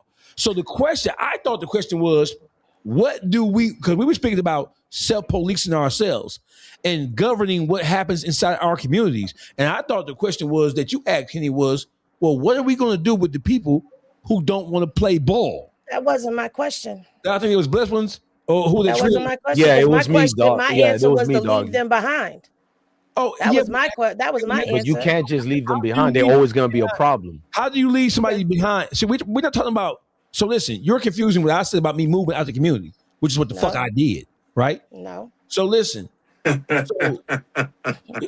I'm not. And listen. So if I were to stay in Detroit, if I were to stay before I even left Detroit and get property out of state, I left Detroit and went to the suburbs, right? So the question is, if we're talking about cleaning up our communities and starting to self-govern ourselves and self-police ourselves, right? What do we do with the people who don't want to see change occur for whatever reason? It can be because they're just too stupid and ignorant to understand what change could mean for the whole, for the collective, or it could be because they are profiting in that filth and muck and mire of the hood, so they don't want to leave it because they're earning a living in that shit. What do we do in our communities? Let's say I go back to Detroit right now. And I say I'm trying to effectuate change. What do I do with the people who refuse to comply with the change that the majority of people are trying to usher in? What do we do with them niggas? They are a threat to us. They gotta go. I can't lie. I'm a military dude. I'm a militant dude. They gotta go. If you ain't gonna kill him, you gotta be a hoe ass nigga and call the police. So listen, you just said call the police. He's not lying though. I hate to admit that. Hold on. Listen, calling the police, who we are saying, listen to what you're saying, brother. No. I know exactly what I'm saying, but they it's should only meet one the or devil. two ways. No. You gotta call the evil. No. That's not what I'm saying. We're going to call the police, who we already distrust, who we already look at as the enemy. We're going to call, once they know what we're doing. Do you think the police, who we are saying is our open enemy, they're on the front line of trying to destroy us? Do you think once the police realize what it is we trying to do you think they're going to help us? No, he just means let them get rid of do the dirty work. We gotta use what we got until they realize. So we you gonna cross use the bridge when you get kill there. some, call police on other ones. I ain't calling no cops face. I ain't say I'm calling no goddamn cops. If you a liberator, you ain't thinking like. Listen, if you a liberator of your own environment, you have to think more about your own environment than the individual scum bucket ass niggas who live in that environment. Once you become a true liberator, we don't give a fuck about the niggas who are moving against progress. Right. The people who are moving against progress are our enemies, just like we saying the white man is our enemy. So whatever happens to them, happens to them. That's why I said leave them behind. I agree with that part. How do you leave them behind? My question to you, Henny, is you just answered it. How you leave them behind? Yeah, if they're not with the progress, they are now an enemy. So that means they are on the outskirts now. They are not one of us now. So they could be a black brother, a black sister, but you over there. What we do with them? What do you mean you leave them there? Oh no, how do you kick them out the function? Oh no, you can't, because we move from the function. No, we're not moving. We're staying in our community. We're not moving anywhere. We're staying there. You gotta get them out the community. We're Yeah, staying you there. got to drive them out. How? Where we gonna drive them to? You know what we gotta do. You gotta be we just scared to violent. What say you it. mean? You got to get militant and get them out the neighborhood. You Oh got to God. go. You don't have to Physically. kill them, but Wait, you wait, got to hold get them on, up hold on. out of there. Henny, Your come on. service are no Hold on. longer needed. Okay, Hold so on. you willing to die for this? You willing to die for this? You willing to Gotta go to jail be. for this? Hey, You listen, gotta be. Okay. Ain't no way So if else. that's Hold how on. you're willing, if that's listen. how you're willing to go, No, you then got- that's how you got to do Hey, it. listen, here's my If you point. don't want to leave them, Hey, then listen, that's what you do. Hey, listen, let me tell you something, right? Let me aid and assist you with this. I don't need aid and assist. I Okay, understand very well listen, hold on, what listen. you're saying. Hey, listen, let me help you. There ain't no such thing as change without consequence, because you have the majority of people. I dare say, I don't want to. Let me not label and just blanket this shit. Bleed. Right? What percentage of black people who live in the ghetto from coast to coast do you think are happy, or at the very least too stupid to even understand what change would mean for them? What percentage of black people who live in urban environments are going to resist that change? And then what do you do with the ones who don't want to acquiesce to change? Do we call the police on them? Do we kill them? What do we do with them? It's Yeah, hard. drive man. them out. Hard. And they not going without a fight, Henny. Hell So They then yeah. you out gotta the fight and get slums, them. You hear me? Okay, wait a minute, hold on.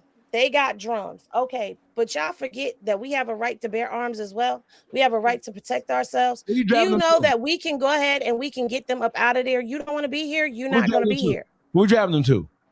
Who's gonna take care of your kids after you get arrested? That's why I don't be doing the moves I want to do, because it's like if I fall, I'm cool if I fall in battle, but what force we have to take care of my family? That's the only fear I have. Here's my question. Henny said, drive them out.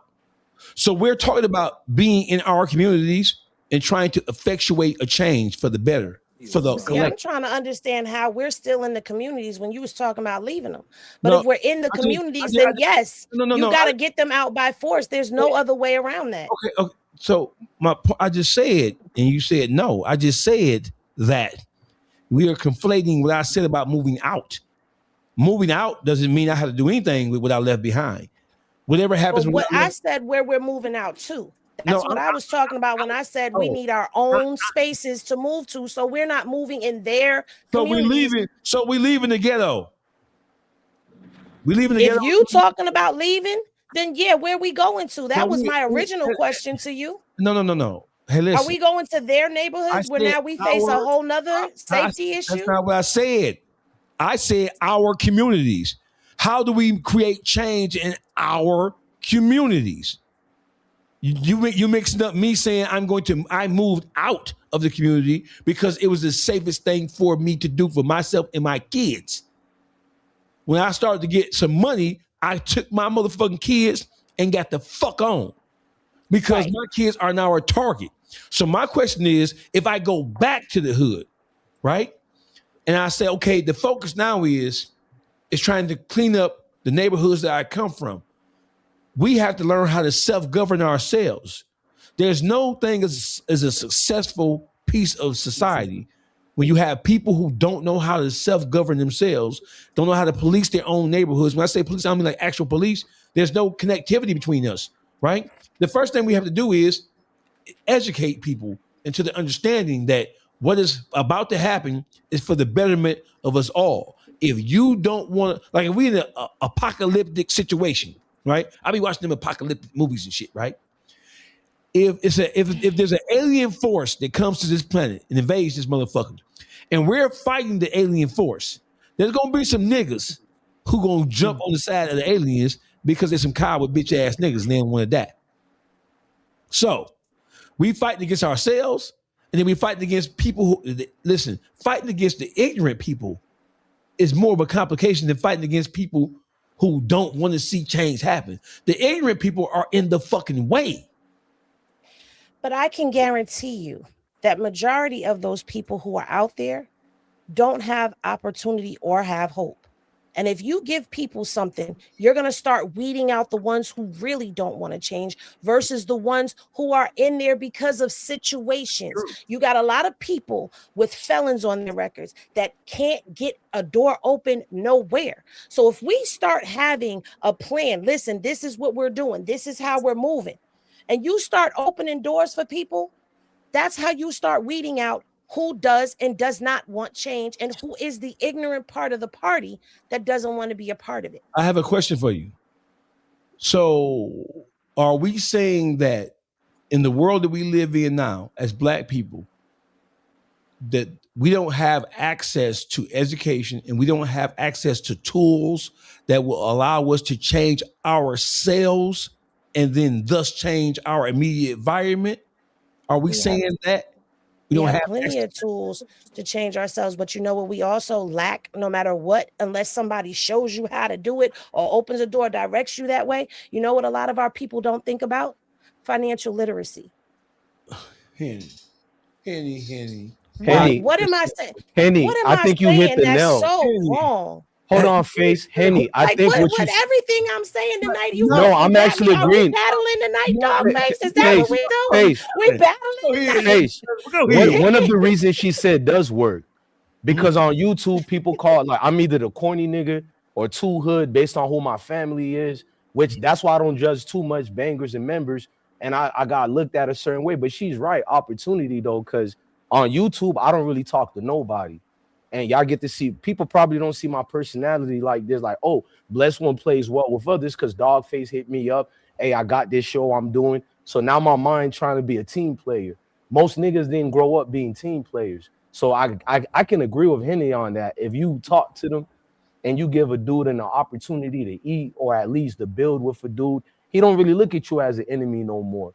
Like, I don't know y'all, but if another person hit me up to say something about Face or anybody on the panel, I'm gonna now look at them in a weird way because I don't want to know about y'all past.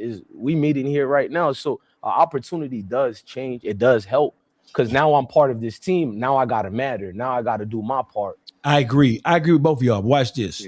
Listen, if you think the road to liberation is as simple as the people who are enlightened doing the enlightened thing, and then we start to, if you think that road is that simple, that's an insult to everybody who has tried this shit before us. If you think the road to enlightenment and the road to riches and the road to self-preservation and the road to self-governance is opportunity, is that, then what the fuck was all them niggas doing before we came who had this same ideology? What the fuck was they doing that didn't work? Are we smarter than them? I'm telling you that a revolution is going to be ugly. A revolution against white people and white oppression is going to be ugly. A genuine revolution, right? It's going to be ugly. I'm telling you what's going to be even uglier is the revolution that we have amongst our own selves, because niggas have been programmed and conditioned to hate each other worse than the white man hates us. We're our own biggest enemies right now, whether we like it or not. When you walk outside, you ain't worried about no hunky walking up down the street. You worry about a nigga who look just like you when you clutch your motherfucking purse. And I know you a gun-toting ass angry black boy, but when you walk outside, Henny, you ain't worried about what no hunky say to you, do you? At most, somebody might say some racist shit and you cuss their ass out, but that's it. You wish a white bitch would, so you can strangle her bitch ass down to the ground. We do walk out with our wish you would attitude. When I walk outside, I'm not worried about nobody white, even though I know the threat of white people does exist all over this planet. When I walk outside, I am more apprehensive when I get into environments where there's more people who look like me. So my question to you is, the revolution that has to happen inside the black community is going to be a bloody motherfucking thing, Henny, because niggas don't want to change. They're too, not all, but a lot of niggas they don't know what they don't know. They don't even understand. Only gonna fall in line. People only gonna fall in line off fear. Yeah. We gonna have to spank ass, Henny. How you think that's gonna be? What outcome that's gonna be, Dawgface? We all lose We all listen. because somebody got to win. Listen, there has to be attrition. Somebody has said this before. There has to be some attrition before we can make progress. Somebody got to go.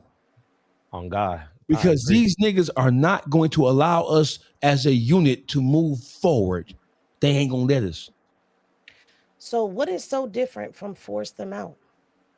Because you have to physically what is do it. so different from weed them out? Okay, what does weed them out mean? What does that mean? Because if you're agreeing that not all are doomed, not all don't want change, then that is to say that some, not all, some are circumstantially in their situations. So if those are willing to change, then the remaining factors, what? Do they get left behind or forced out? What would you do to I've force them already out? said that. I'm not going to keep repeating myself up here with y'all. Did you say what I said? You basically sound like, to me, it sounds to me like you saying the same thing, just saying it differently. No, what I'm saying is, do you agree with my motherfucking solution? I think y'all saying the same thing. I'm not agreeing with shit with you tonight. Look, somebody said I plead the fifth on that one. Thank you, Latrina. No, listen, we're in the war room right now. We're in the Black Pentagon. We basically are saying the same thing, but we're just saying it differently. And listen, when Donald Trump walks into the Pentagon, right?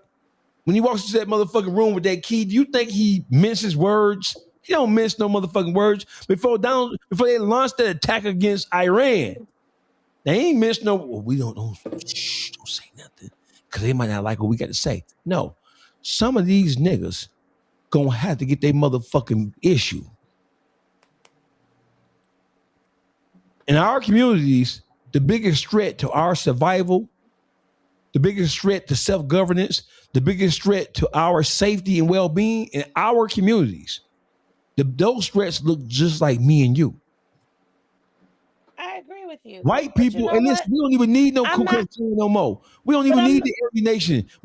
We don't need white racist people from Texas. Let me say this to you, Dawgface, because you're right. I do fear my own people. But you know what? Where I live right now. You have threatened me. You ain't scared of me. You're not scared of me. You're not scared of me. I am. I'm a scary sort. I'm not scared of you. Hey, Henny, can I say something though? You know why I ain't scared. I don't think about white people. I barely even think about the police when I walk outside. Black people have become the new KKK, boss. They just don't have on white hoodies. Black people are the new KKK. We are hanging niggas in the court of public opinion. Do you understand how the propaganda, how they play these games? They put these stories out here about our idols. Like, even though I may not agree with half of the shit Diddy did, but the man was not on trial for beating Cassidy. The man was on trial for being a fucking freak. But guess what? We so mad at Diddy for all the things we think he got away with, from Tupac murder to what he did to Craig Mack, the shit May said he did, all this shit that he posted and got away with, right? So we want him convicted so bad, and a white man, the enemy, as they say, played on that. Because right now, what I learned about media too is that, man, these people, a motherfucker could take a nigga could take $100,000 right now and make Dawgface look like the realest nigga on earth, and he probably is, right? And they could take another 100,000 and make Too Real look like the scum of the nigga on earth. You know why? Because they're gonna pay the shade room, they're gonna pay the neighborhood, they're gonna pay Say Cheese to create a paid campaign against people. And we sit up here and listen. I done been in prison with motherfucking white people that these motherfuckers sick. They done fucked on a 4-year-old, 2-year-old. The auntie coming to visit, the mama coming to visit, the grandma coming to visit. We are the only race of people that when they put some bullshit out about our people, we don't even care to research the truth. And my granddad used to tell me shit when I was young, and I never understood it until I got older. He said, grandson, a lie will make it halfway around the world for the truth put his pants on. Once the game changed to the first person to put the information out, That's when black people, because the 80% of this internet is emotional people who have low intellect, low education, learning disabilities, educational disabilities, behavior problems. Their brain is being controlled. That's why I tell people to watch this movie on Netflix, this documentary called Social Dilemma. It will teach you a lot of shit about this internet and the propaganda that's getting spread. So what I'll be telling people is black people is the new KKK. We over here convicting motherfuckers and we uplifting motherfuckers as quick as we can.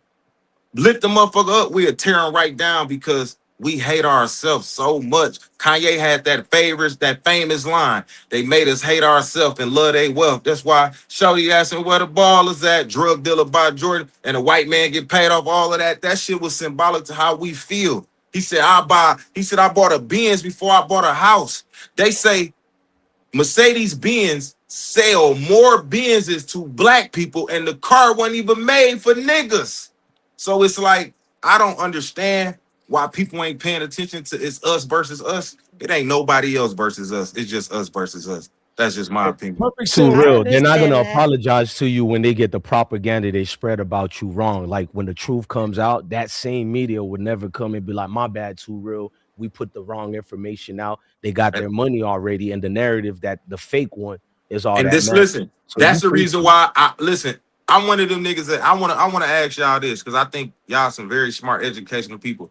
Why in all these years that laws been getting passed, why is it not a law that if a woman is found to be perjury, lying on a man, saying he raped her or do anything for the sake of financial gain, destroying him, why is it not a mandatory minimum that she can go do in prison? Because I 5 feel years. like once somebody puts something on your name, it doesn't come off, and these bitches can remain Jane Doe. Nobody knows where they at, how they living. Even the Stephon Diggs case, that shit blew my mind. How she literally on camera dancing, thinking she finna get a Listen, you payday. could be found innocent. Once certain things put on your name, even after the innocent It's verdict, never comes it's off. never coming So off. I'm Forever. like, it's just a lot of shit that makes me question the agendas that they have against us. But now they sit back and laugh like, oh, these niggas got an agenda against themselves.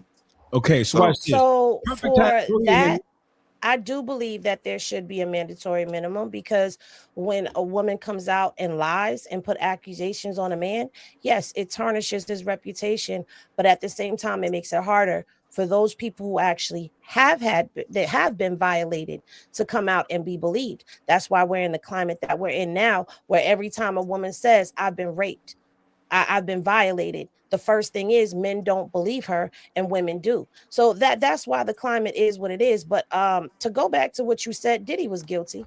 I sat in that trial. She was So there. you can't tell me. I never You said can't he tell wasn't me. No, guilty. no, no, no, no. Listen. You can't tell me that even though I agree with you, because I watched how the media spun everything, how they hid some things and twisted. I sat in that trial every day for hours watching, looking at evidence. And the evidence did come out that he did do, but he did do what they accused him of. However, the jury didn't bring it back. And I feel like for us, we need more people in this space, especially in this YouTube space, that are going to give the facts and not spin it because it's the popular opinion, not spin it because that's their favorite rapper or entertainer or whatever. We need to be observing what's going on in these court cases, because one of the things that I did do with that trial was watch how the government was trying to build that case off of things that we had never seen a RICO be built off of before. So I gave blow by, hey, this is how they're building this case off of this. And if they do this, then that means everybody that get flued out, y'all gonna be in trouble. If this does this, then I was out there because this is what I was seeing becoming this, that. We need to pay attention to a lot of things, and we need to hold content creators, because this is where we're going to get the real news at. The people who click the live button and go on YouTube and our boots on the ground following all of these news reports, because that's how we're going to get honest journalism out here. We have a responsibility, all of us up here on this panel right now that have platforms. We have a responsibility. Our responsibility is to bring truth with integrity, to bring receipts, to have intelligent conversations, and to make people think. So we got to start being a change. No, listen, and me personally, I just use Diddy as an example, but I just feel like the nigga had a freako, not a Rico. You know what I'm saying? You can't convict a nigga for being a freak. That's just my opinion, regardless of what the No, facts you was. convict It's any nigga like you putting try to put cum a on nigga a in jail nigga. for Yes, wanting you to fuck can. another, watch his bitch Crazy. get fucked by another nigga and all that. But Man. anyways, my point is, black people, we are our worst enemy, my nigga. I swear to God, we will. This what I hate about, I not hate. My mama always told me this, don't say hate. So I strongly dislike that we'll be in the hood posted, right? We'll see a little white dude with a tie riding down a block and he's circling. We may think he police, but he raised his window down and said, "Hey, I'm looking for 917 Main Street." And we like, "Oh man, just go to the corner, make a right, go up 10 blocks, and it'll be right there on your right side." We just gave a stranger direction. But you see your brother in this space trying to do something, elevate, right? And know he on the right path, but you don't want to give a nigga direction. Like a lot of people see good black people running in circles and they know, damn, if he just go this way, he good. Now you do got some people that's not receptive to information, but that ain't all people. Because people, what the problem we all have is projection from our past experiences. We try to project every motherfucking thing that we've been through and put everybody in this box. And that shit is unfair. That's why I feel like healing and therapy, whoever the fuck you believe in, prayer, meditation, all that shit is important for the black community because the trauma levels of the mind is so fucked up right now. We don't trust nobody. We don't believe in nobody. We got this finesse or be finesse mindset. Let me fuck this bitch over before she fuck me. Let me get what I can get about this nigga before he can get it out of me. It's all about selfishness and there's no togetherness and there's no structure in the black community. We So used to laugh at the finesse, and now they laugh at the one who got finessed. It's crazy world now. can y'all hear me? We gotta get rid of that stigma Hey, in our Dawgface, where the little community. where the little Don shit at, man? DeMarco. It's the bar. You big dummy. Hey, I honestly thought about that because of you two, real. I finally smoked. I said I wasn't, and Black I'm people. like, damn, brother was like, you said a whole lot. Hey, I listen, love us, but you ain't Dog, lying. you It's froze. us. one. When it It's comes to us. black people, this is our theme song. You big dummy. You big dummy. You big dummy. You big That's like dummy.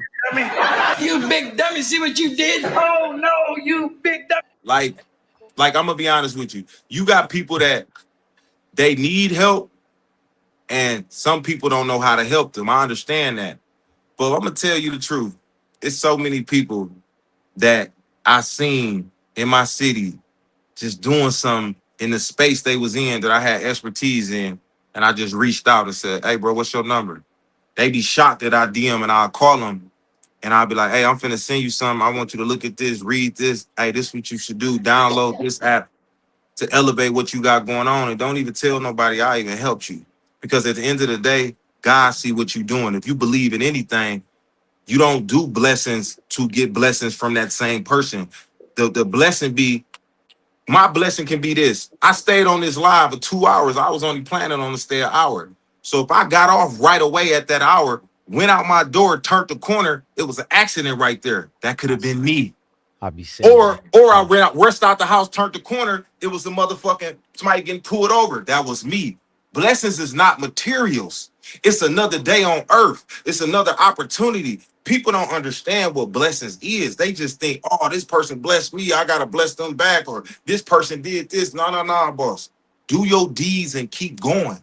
Don't look from the blessing from the same person. The problem is you got people that don't want to accept nothing from people because they projected what they've been through, which is people did shit for you, threw it in your motherfucking face, just like a bitch gave a nigga some money, a nigga that looked out for you, then threw it in your face, and now you don't want to accept nothing from nobody, and you don't know how to have the gift of discernment. Is this person trying to help me because they want to help me, or is this person trying to help me because they got an agenda? Well, 90% of the time, motherfuckers got an agenda, but still, your agenda could be good for you, nigga. I want to see you do good because guess what? When you get to where you going, we don't count favors, but have me like I got you, boss.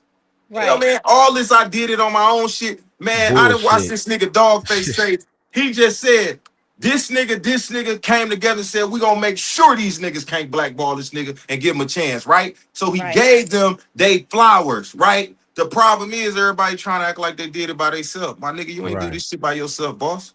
You need help. You need help. Cause listen, me, I'm mentally fatigued. I'm exhausted, nigga. I'm doing everything. I'm editing my videos. I'm editing my Hell yeah. podcasts. I'm responding to DMs. Even I can't do all this motherfucking shit. I try to hire them AI motherfuckers from Fiverr. I done did everything. I done paid niggas to help me.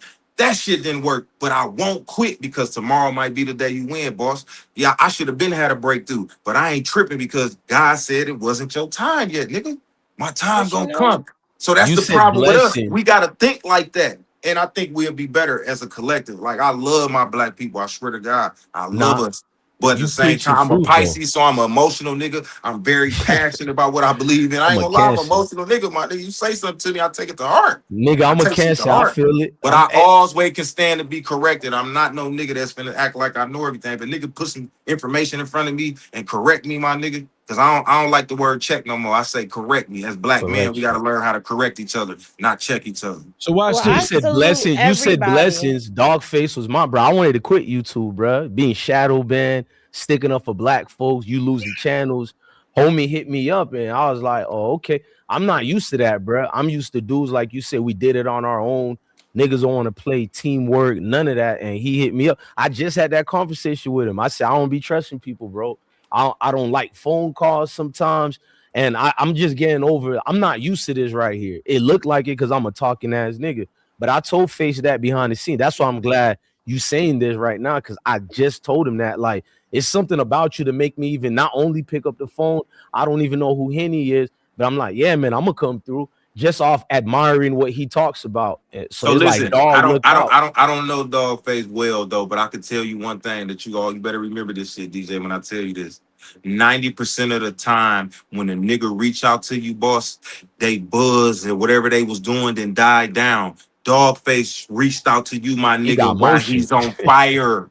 Niggas don't I do told him, that. They right. don't reach out to niggas when they hot. Facts. Niggas will wait till They don't. they get cold and try to really Man. piggyback off you because you the new face going up. And this nigga fucking with you while he on fire, that doesn't happen Nigga, all he the time, humbled me. boss. He humbled me. I It don't don't say that to happen with people. niggas, man. I'm on this is Nah. my time, nigga. This is my camera time. And I'm finna invite you into my Right. motherfucking picture, nigga. That's like a nigga in the club see you. Hey, bro, come hop in this picture, my nigga. I He told the that nigga hottest my nigga in the views motherfucking low. He world, said it but don't he want even to put you matter. in his picture. Yeah, he That's how I different. look at it. I'm telling you, boss. I pay attention to that shit. When Well, a I'm gonna nigga on say fire this. and a nigga put you in the spotlight, that's how you know that shit real. That's when you can trust it, Go nigga. ahead, Henny. I got breaking news, though. Go ahead, Henny. I just wanted to say, I salute anybody that reaches out and they don't charge you an arm and a leg, because that's another problem that seems to be, you have the key to something and then everybody wants to put a dollar sign on it. So anybody that is everybody, I don't care who you are, that is giving out free game to people just because, I feel like you the real one. You the realest one in the room, because game is supposed to be taught. It's supposed to be told and never sold.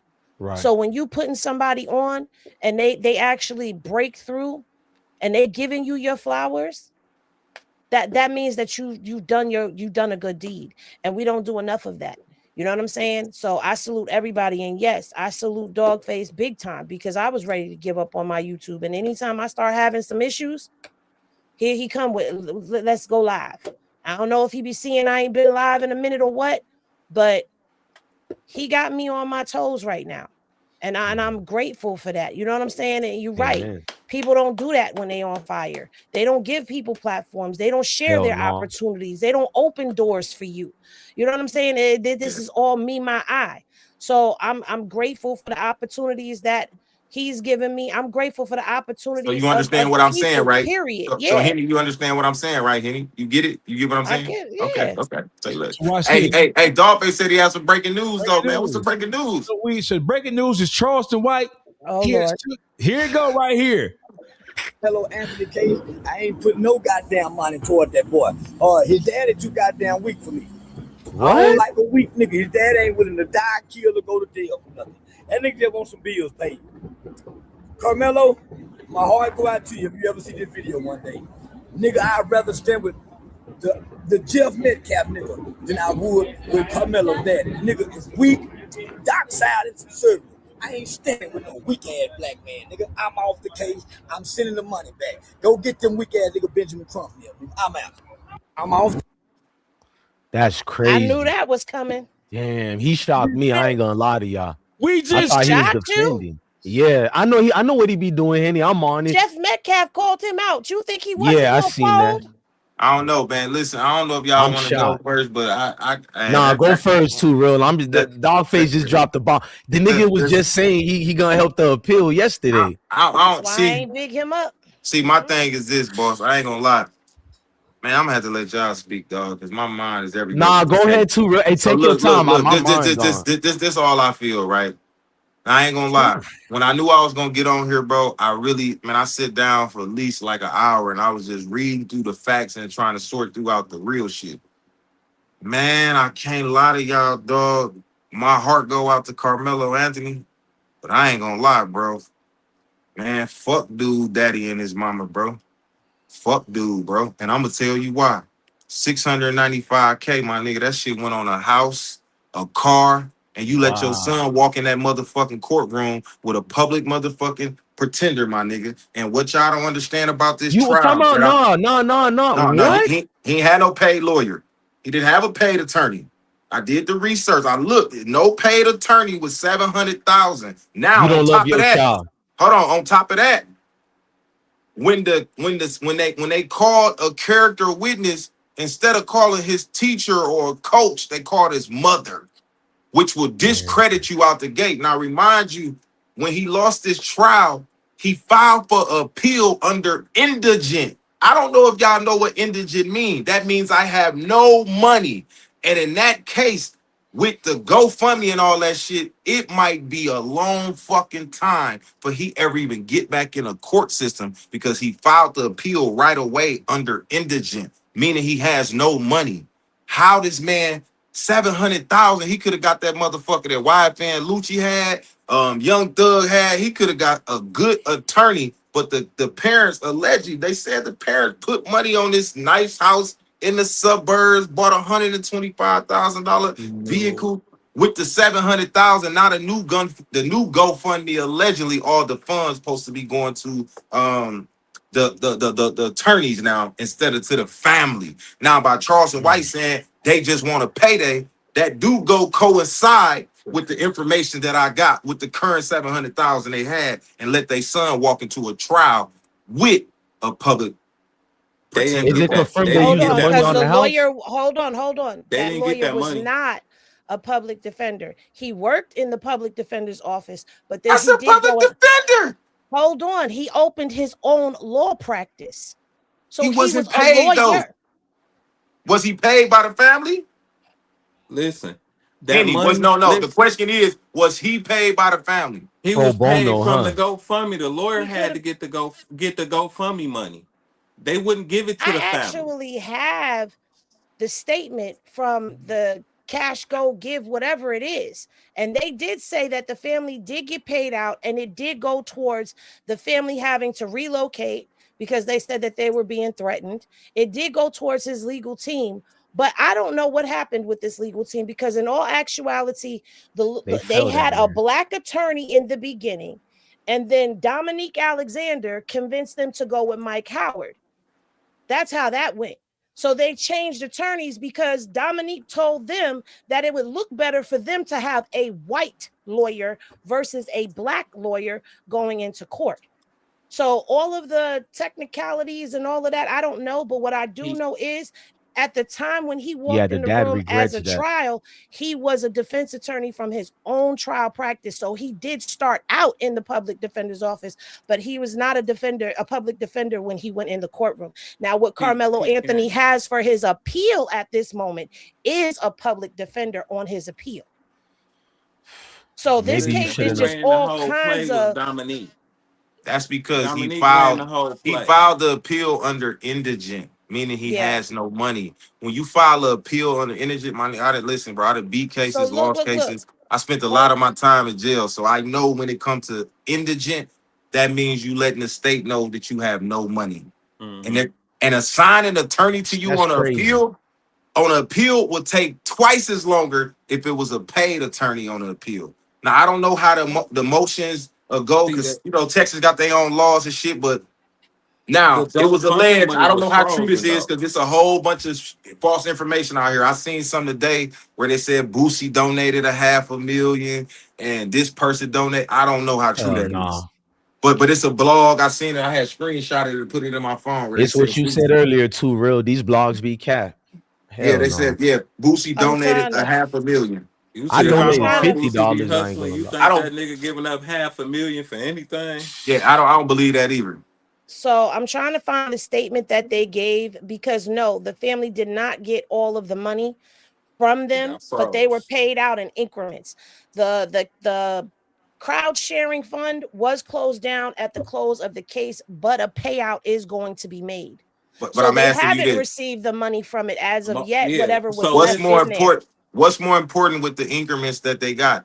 From what it was, what was put out there. The neighborhood that they moved into was a highly expensive neighborhood. They could have moved to a Right, whole nother state or small town. My right. son, freedom is more important than me living a lavish life or I having a agree. He $150,000 can't truck. move in that case. I That That shit agree. case is more going to on. me. He Is wasn't more gonna be able to important. I'm leave just there. saying, if me and you had that was our son, man, me and you would be at odds. If we was together, no, we No. finna go move to a small. But I don't but give a the fuck. We gotta go system move to. though, the system wasn't gonna let him leave the state, and No, he no, out no, on no. bond. I'm talking about his parents.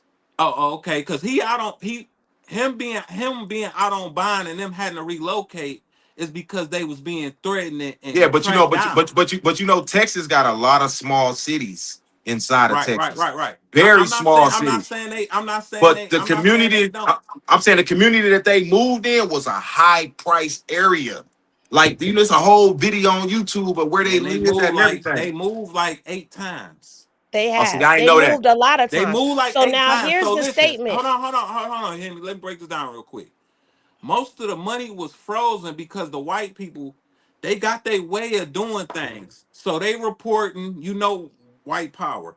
They saying what these people bought, shit they had already 2 years way before this ever even happened. So they saying they bought a new truck. They saying they bought this house. They already had this shit before this money, before they son did whatever, before Mm. anything occurred. So that's what made the money get froze. So okay, they using this money for a luxury lifestyle. That's why the money got froze, but they wasn't. All this is old shit. But let me But ask you this: see, wait, let me read. as a father and a mother, if you had bought this house before your son did whatever, you wouldn't sell this house to get your son a better attorney. You wouldn't But sell that truck. It You gotta wouldn't I sell. can go. Like, I'm answer just It saying, that gotta for go. you. how far would you I go for can your son? answer Go that ahead, for Henny. you. Go ahead, So Henny. in this statement, which This shit I'm going gotta to go. post to my page, it says this fundraiser was created to support pretrial needs, and those funds were dispersed over the past year for lawful purposes, including legal defense and family relocation. With that stated, purpose now complete, the fundraiser has been closed and the funds will be paid out. So right there, Give, Send, Go, which is where they had their fundraiser at, is telling you they dispersed over the year to help them with relocation, to help them with the attorneys. So, and this right here is one of those crowd sharing sites that's set up specifically for people who need help in legal matters. So they can't just take the money out and do whatever they want to do with it. It The has lawyer they to be got, accounted for. the lawyer they got, he had to get the money. They wouldn't let the family get the rest of the money. Things that was getting dispersed out, that got dispersed to the lawyer, which that lawyer came from Dominique. Mm-hmm. Dominique is a community activist. Who That's I his hear got lawyer a in some shitty type of way. past. So him going to get the lawyer was Who strictly, got a shitty pass? we got to Excuse get my. this Dominique. money about this account. So of course they gonna get some. They got to keep relocating, as well as getting help from the community to relocate. What you think Dominique got out the deal Right. from what did get pulled out the account? He got most. He got a percentage of it for sure. Him and that Mm-hmm. lawyer, because that lawyer is That's a fact. a paid lawyer, but they got the wrong motherfucking lawyer because it wasn't That's a about fact. fighting. It was about all that money in the account that they fighting for. And see, the Ain't father about said in the Carmelo, but that interview, money, most of that money was froze, and they had to get a lawyer to get it out because the only way they want to pull it out, just like what she's saying about the website is for court shit. So But the let me lawyer ask got to you. get it Let me out. We ask you don't this: believe y'all. Is Do you think? Charleston White in Hold the on. Let me right? ask you this: Do you think a paid attorney wouldn't have fought for black people on the jury? Do you think a paid attorney wouldn't have had better character witness for this boy? Because your mother is gonna get discredited out the gate. I The just think only he a bitch character, ass lawyer. the only character witness they had for this young man was his fucking mother. That's crazy. But did It you was hear That's that never the insane. lawyer That was not a too good. originally That real. was It was listen. listen? They had never a to fight for him. bro. They had Dominique, enough celebrity support to get some of the it was best never. It lawyers was. It in the was money never to can No, fight buy. they for him. didn't. I'm saying they Nah, had these enough celebrities support to don't No, get they it. support. didn't. No, they Nah, I don't didn't. He believe got that a he too got a real. Mm-mm. lame ass And So lawyer you that mean wasn't tell me ready to fight. 700,000 wasn't enough? they didn't get the full No, I I agree. have You to if they ask $700,000 you got just that about the money, it now. is. All-Star JR situation. Mm? So hold on. I want to play something for y'all. You hear me? See, because this is right on time with the conversation that we're having right now. I want to play Mhm. something for y'all, and I want y'all to tell me what y'all think about it. I have to ask you about the All-Star JR situation. No, that's not it. That's not it. Free that man, All-Star JR. The Man. hottest subject now in Black America is all over the news today. The young brother from Texas, I think it was McKinney, Texas. I'm not sure. It was somewhere along the McKinney, Texas area. Karmelo Anthony. He was involved with a stabbing at a high school sporting event. I believe it was in April of 2024 is when the incident took place, where he stabbed. So it's turned into a racial issue because Karmelo, of course, is black, and one of the brothers that he stabbed was white guy. He was what is not up for question is how the whole thing transpired. He was standing under a tent that belonged to the opposite school, and he was approached by two white kids, two white boys, right, who were bigger than him in size and stature, right, older than him, and they told him to get out or get away from or get from up under the tent. That whole thing led to one of the persons, his name was Austin, if I'm not mistaken, being stabbed. What, if anything, what kind of insight can you give us as you sit back and had the opportunity to examine what happened there? Where do you think, not necessarily him, because we're not in his mind, but when it comes from a legal standpoint, one of the things that I was most shocked by is that he didn't take the stand in his own defense. And in a situation like that, I would have thought that you give him an opportunity, since he's fighting for his life, to fight for his life. What is your observation as a now? I know you don't like the Monday morning quarterback other legal professionals, but just cursory. Let's go with it. Let's go with it. Let's go with it. Let's So go.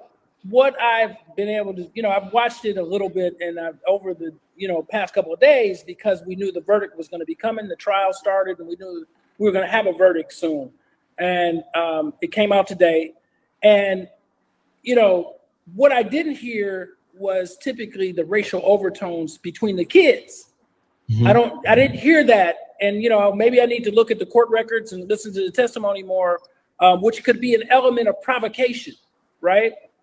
But what I understood was the two young men, they like pushed the kid, and they were, not beat him, mercilessly, but let's take the perspective of where we're at. We're at a sporting event. This is a competitive nature thing. And, you could look at it from the most innocuous or innocent perspective of those kids, the two white kids versus this black kid. And they're like, get off our turf, in a more of a competitive way. I could look at it that way. Now, we think, I have my perceptions of Texas anyway, but nonetheless, this, me too. This kid, yeah, exactly. I'm sure we probably don't differ in a lot of ways, but so this kid pushes him, and then I think he went to push him again, and the kid stabs him, and I think in the chest. Yes. And so one time. Right, one time. And so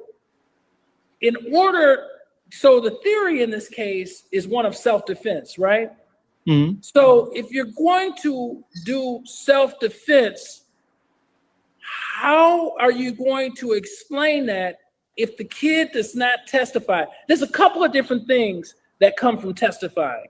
One, he can tell because one of the jury instructions, and I've done self-defense not only in this state, but in other states and trials. The thing is that it has to be reasonable of what that person was experiencing in that moment. So who best to express what was going on in that moment other than that kid himself? So I just cannot understand how you're going to promote or push a self-defense theory and not place the person who's declaring self-defense on the stand. That's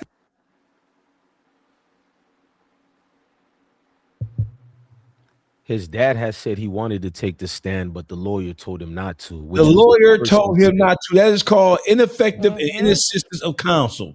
Right? That tells you, listen, the lawyer came from a public defender office, but he started his own practice. He was inexperienced. He should have never took that case, and they let the Dominique Alexander, the family were misled, and they were betrayed by him. The family, sorry, but these niggas don't sound like the smartest motherfuckers to me. They were very inexperienced, and that's something that the father said. He said we should have been rebellious against what they were advised, and they should have stayed with the lawyer that they had.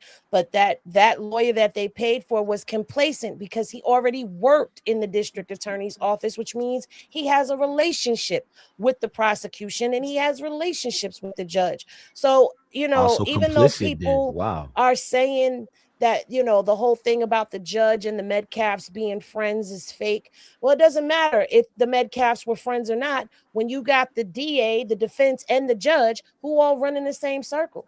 And we all know that that public defenders basically work for the prosecution. They don't ever get you off. So all they want is a deal. Exactly. Well, they so need that's that deal. This is where we're at with it. And they were bamboozled into this. I don't understand how, but you know what? Before I go there, a lot of families who have never been in these types of situations are inexperienced, and a lot of lawyers take advantage of that. And this is a situation where that boy was screwed all the way around the board. And I don't care what nobody says. I don't see murder. The media, it was good kid versus bad kid. So we needed to hear Karmelo's side. We needed to see your character, even if you think everybody was racist, believe it or not, the human aspect of it, so we can relate to you. There's even white people. I know I can talk a lot about them, but there's white people, no matter how racist they're, at least that mother instinct in them, that father, like, damn, even though I don't like this N-word, fuck, you excuse my friends, educational purpose, YouTube. And it's like that aspect of good versus bad was throughout the entire case. And I didn't find out until after the fact, wow, Karmelo really didn't take the stand. And I'm going for bat for him. And it's like, brother, no matter what sound case you had, how much sound evidence, you never not take the stands in a position like yours. You're a teenager. It's not like you're this criminal out here. Who advised you not to take the stand? Even if, I'm gonna keep it real, even if you was guilty, why not take the stand to at least share your story of whatever was guiltiness for that human aspect part? Because all they looked at you is this monster. And yes, already anyways, but damn, you really look like it. Like, he's cold-hearted. He doesn't even have anything to say about it. That's how it came across. Hey, bless me. It doesn't take a legal pundit or a political pundit. It doesn't take somebody with a law degree. You don't have to be a paralegal to understand. In cases of self-defense, almost all and every when it goes to trial, right? Self-defense going to trial. Somebody did. Right? In every situation, there is no such thing unless you have said something during your arrest or during your incarceration that can be used to impeach or to harm you in some way. If you don't have statements that you don't want to have come out, because if you broach a particular subject, then the DA or prosecutor can attack you. If you don't have that, you're supposed to listen, because just like he just said, that is Todd Perkins, for those of you who don't know, right? Okay. A self-defense case where you have a 17-year-old boy, 18-year-old boy not taking a stand to humanize him because the media has already turned him into a supervillain. So they hear it from your own mouth. You can humanize yourself to them. It shouldn't have to be that way, but in cases of self-defense, even when it's black on black, you gotta speak. You gotta put him up there. You know what I think though, Dawgface? I'm gonna be real. I think the powers that be, the justice system, they said, you know what? No, it won't be this one. Because if we let this black boy get off on this one, the black people gonna be celebrating, they're gonna be clapping, and it's gonna send a broader message that you can do something to our people and get away with it in self-defense. And that's the message they didn't want to send. I think Karmelo Anthony was used as a reverse message. Like, nope, we're gonna send a message back to y'all because we can't allow. Because right now, it's so many factors in this boy's favor. I pray in the next 7 to 10 years that he can raise enough money to raise enough hell because he gonna go through hell. Too real. That don't sound crazy. I'm sorry to you made me feel more bad. Too real. The fact that he signed, you know how Dawgface did time. You know when you first lose trial and they ask you, oh, do you want to appeal?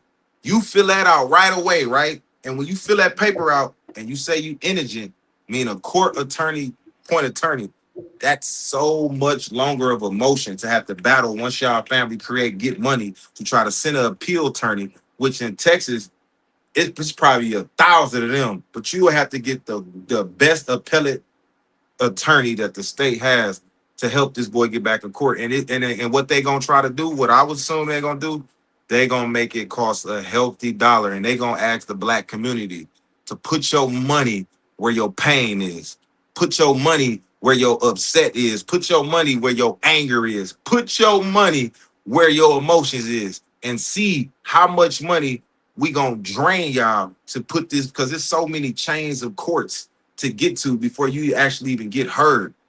I don't know if this boy would get back in court in the next 2-3 years. I don't know if he'd get back in the next 5. But the problem is the example that was set. Now I seen on Hollywood Unlocked, I don't know how true it is, but they said the gag order was released, and I watched the father of the white boy talking all that shit. Was that true or was that AI?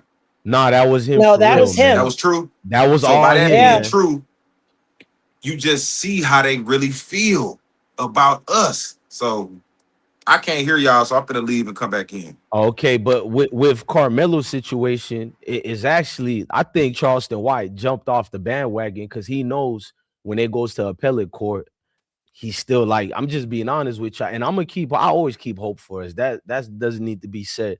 But I think a lot of legal experts looking at it, what are you going to appeal?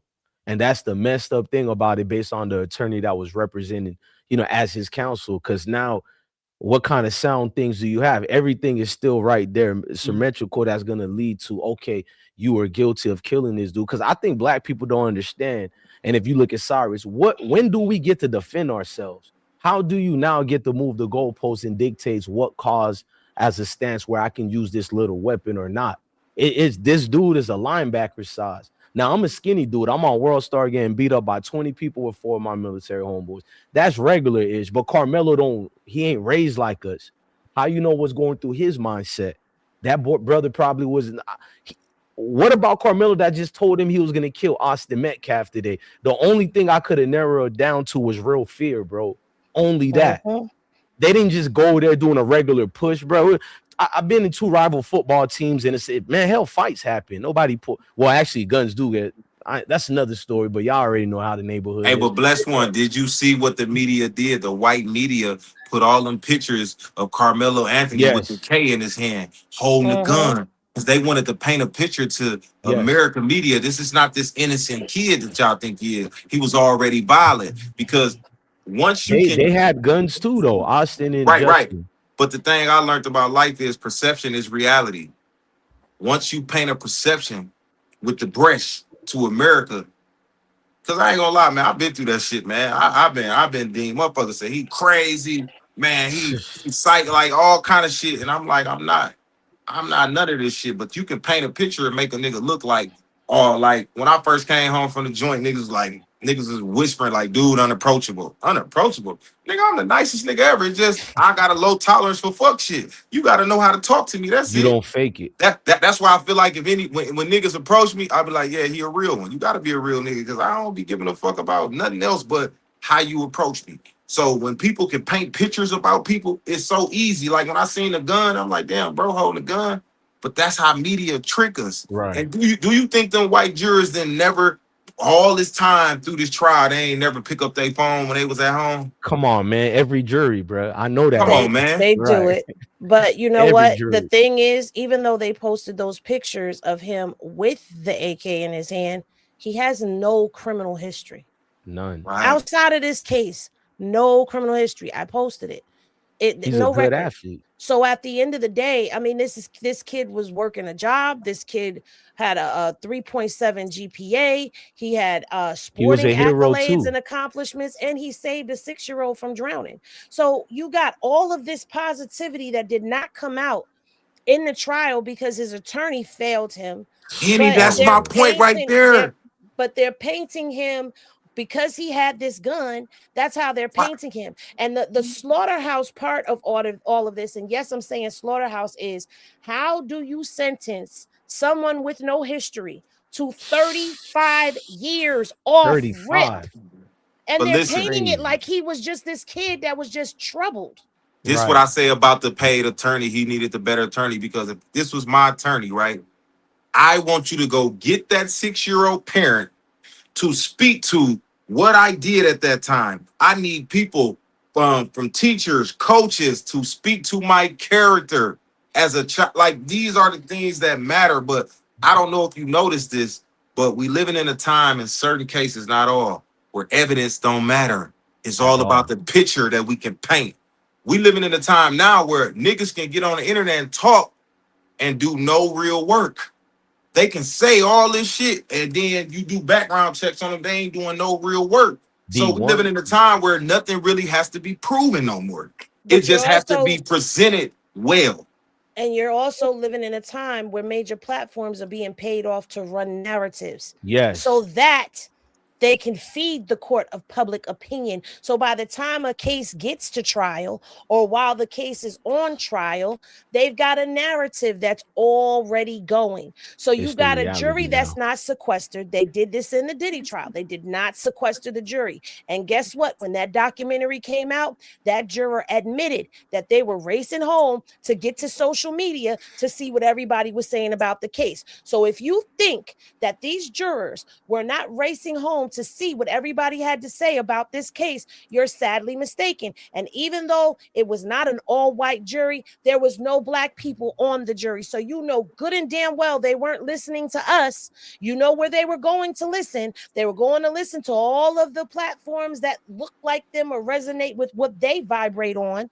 And those platforms were all bigotry, racism, degrading, humiliating, painting the picture of him as this hoodlum monster who just deserves to be locked up because he's just such a threat to society. And you think that didn't affect the jury? And then not only that, it was not second-degree murder or manslaughter from the beginning.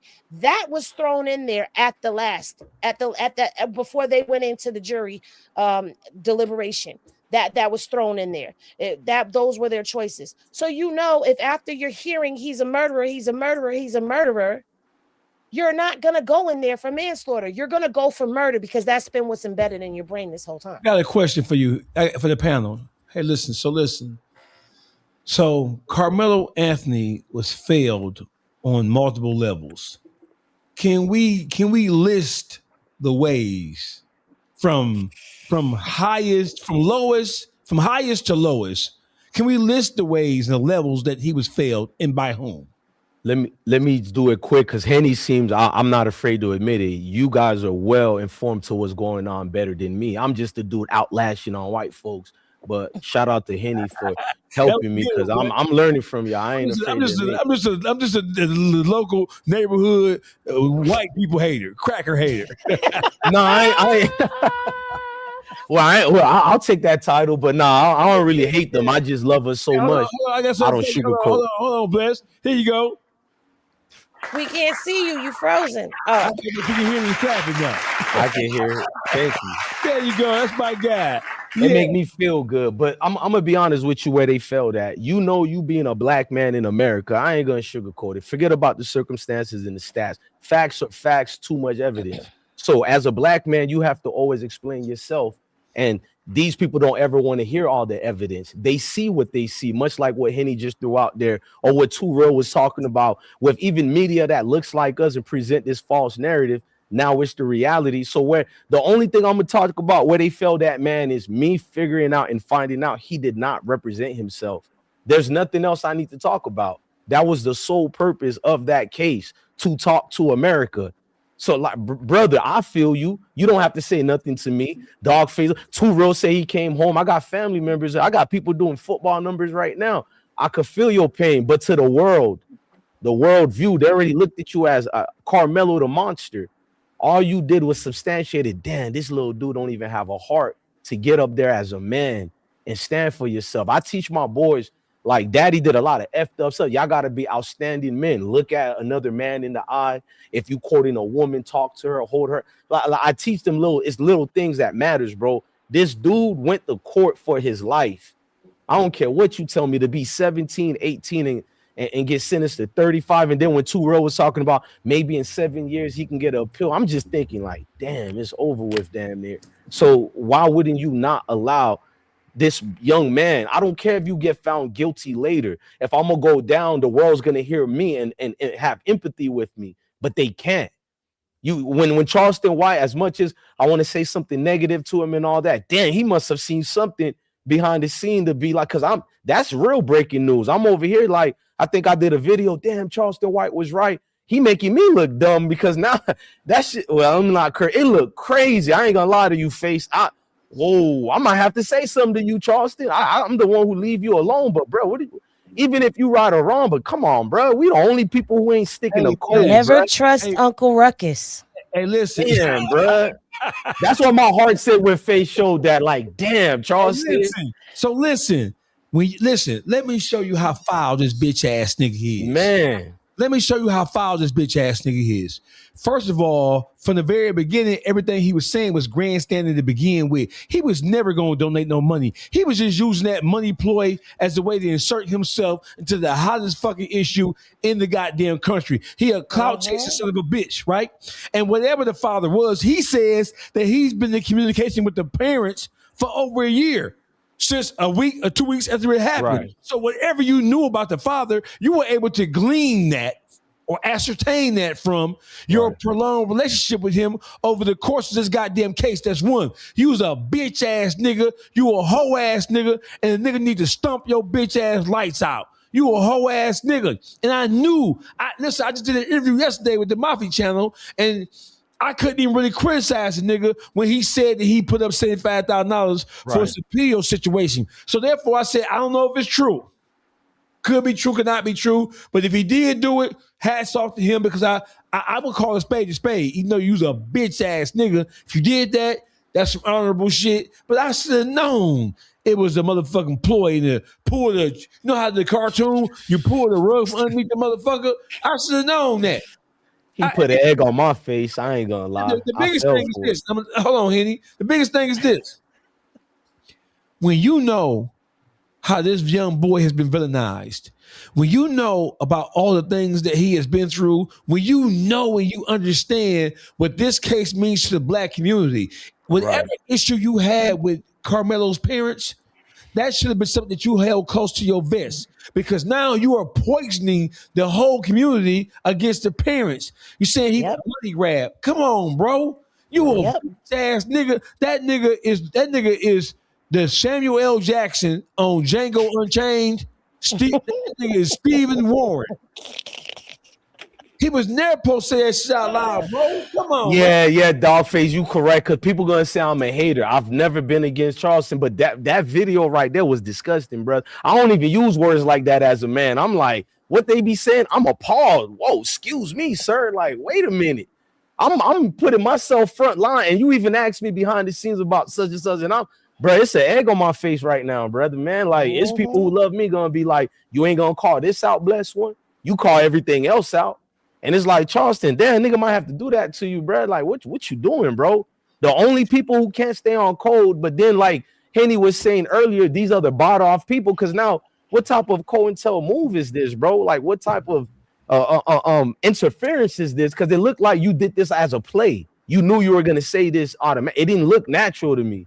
And I'm not coming against you, Charles, but this looked like a play the whole time, bro. How you go from 0 to 60 from what you said yesterday to now? The dad ain't shit enough. So what, bro? This still us versus them, bro. You don't know how to play on the same team, bro. And a lot of y'all do that, bro. I know why. You courting yourself out there right now for the conglomerate of the Western societies, bro. Look, man, I'm one of y'all. You sending a signal, bro. This is how you stay alive, because your views been down lately. See, we're gonna have to be honest, bro. Your views took a mass hit, bro. I pay attention to that because I'm shadow banned. I kind of fell off. But the difference between me and him, I love life, bro. I'm outside. You have to do this whole stitch, this play, this routine. I'm the guy that's the voice of black people, and nobody even made you this voice. You're entertaining, dude. So we kind of keep our mouth closed because you like unking them. But now, nah, bro, like you look wild, bro. You Aiden Ross tip.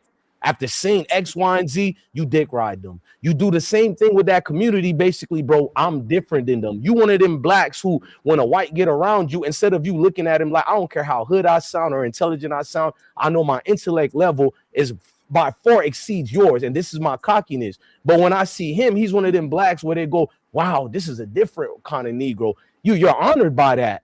You look at it as, wow, he's accepted me. He gave me a pat on the head. That you signal calling right now, Charleston, because I can call that out and see it, bro. And I'm not your enemy, bro. That's exactly what you just did. And what Hunter and Austin dad said about you yesterday, even if Anthony father did that, bro, where's the black man in you or just the man in you? That dude called you out. He called you everything, but I know why you ain't said nothing to him. Because he did mention that Charleston White is one of the intellect black dudes out here. So that shit probably made him feel good. And I thought he was going to go in. He has yet to call out the daddy.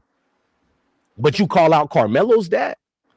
I don't know, man. That just looked wild to me. Karmelo dad is the one you call out. You just got violated publicly by this white man in a national platform because everybody shared it.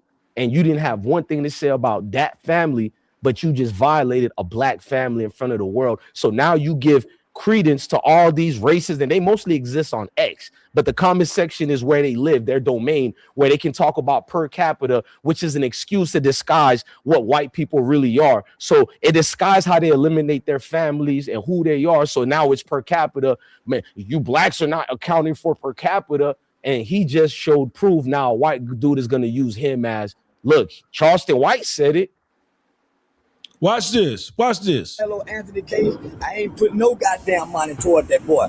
His daddy too goddamn weak for me. I don't like a weak nigga. His dad ain't willing to die, kill, or go to jail for nothing. That nigga just wants some bills paid. Karmelo, my heart go out to you if you ever see this video one day. Nigga, I'd rather stand with the Jeff Metcalf nigga than I would with Karmelo's daddy. Nigga is weak, dark side, and conservative. I ain't standing with no weak ass black man, nigga. I'm off the case. I'm sending the money back. Go get them weak ass nigga Benjamin Crump here. I'm out. I'm off the Karmelo Anthony case. I ain't put no guy for them algorithm. You right, Face. That's for the algorithm. You right. Pretty much Charleston said anything for that algorithm, man. Too real. What do you have to say about what Charleston White just dropped on his social media? Man, you know, when I so I got a different perspective of Charleston White. Obviously, y'all, my perspective is just that I don't know unless I pay attention to him. Like I didn't see the timeline of all the shit he was doing with the Karmelo case, but it'd be hard for me to determine what's the character, what's the man sometime, right? And the nigga hide behind a character when he make a mistake. And then when you have these intelligent conversations with him, here come the man. In this case, dog, I think I lean more towards the seizing the opportunity to be a part of the biggest conversation versus having good intentions. regardless of what we feel about the father, the child still needs the help of some of the biggest voices. And regardless if we don't like it or not, Charleston got one of the biggest voices. But with him, man, it's just I don't really take shit bro say seriously when he's being that type of way. Like, man, fuck dude, daddy, and all that shit. But I do understand how other people may view it. Like, motherfuckers look at it like you clout chasing, you asserting your name.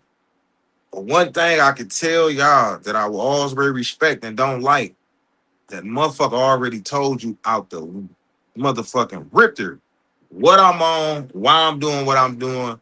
And that's something I respect, because you got other niggas they be going about it in another way and act like that's what they ain't doing. So when it comes to Charles White, man, I don't be knowing what the fuck take serious with that nigga. I feel like he play on everybody.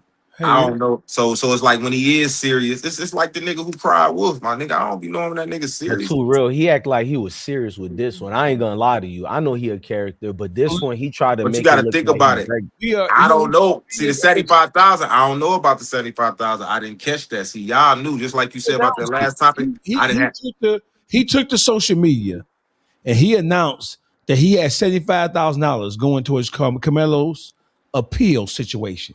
So listen, he announced it. We only knew about it. See, Charleston White played the same game with Uncle Murder. When it came down to the whole tour he's supposed to be doing with Uncle Murder, the debate situation, we only knew that Charleston White had $75,000 going towards Carmelo's appeal because Charleston White said it. Nobody else announced it. No lawyer announced it. No family member announced it. He announced it, right? And now we only know about him taking the money back and how he feels about the father and the family, because you're talking about the family when you talk about the father, right? It's one unit. We only know about that because he said it. This nigga, listen, it's simple mathematics. 1 + 1 is 2, even in China. This nigga, he inserted himself into the equation because it's the biggest on the backdrop of the verdict. He inserted himself into the conversation, which is the biggest conversation in black in the country. Not black nothing. It's talked about on CNN, ESPN, the Wall Street Journal, all the major urban podcasts and non-urban podcasts are, because this issue transcends race. This nigga inserted himself into it because he wanted to have talking points. He wanted to chant, and then when the father didn't do something, oh, he's weak, he ain't gonna step and fight. What have you step and fight for? You step and fetch your neck bone eating ass nigga. You a sellout of epic proportion. And I knew it. I swear to God, my interview with Mommy just dropped. It dropped Sunday. It dropped Sunday. And he asked me about this shit. And I said, if he did do it, my hat's off to him. And I said, and I contrasted that with what other motherfucking Houston NFL players, NBA players, what them motherfucking Houston and Dallas rappers, the new Dallas. What the fuck is Trap Boy Freddy? What the fuck is Montana 700? All they do is brag about boatloads of weed and money.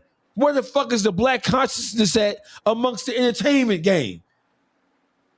Where the fuck is this a little boy, bro? Listen, niggas, oh, he did this. He shouldn't have stabbed him. Shut y'all bitch ass up. Out of all the shit that grown men do, and we ask for forgiveness.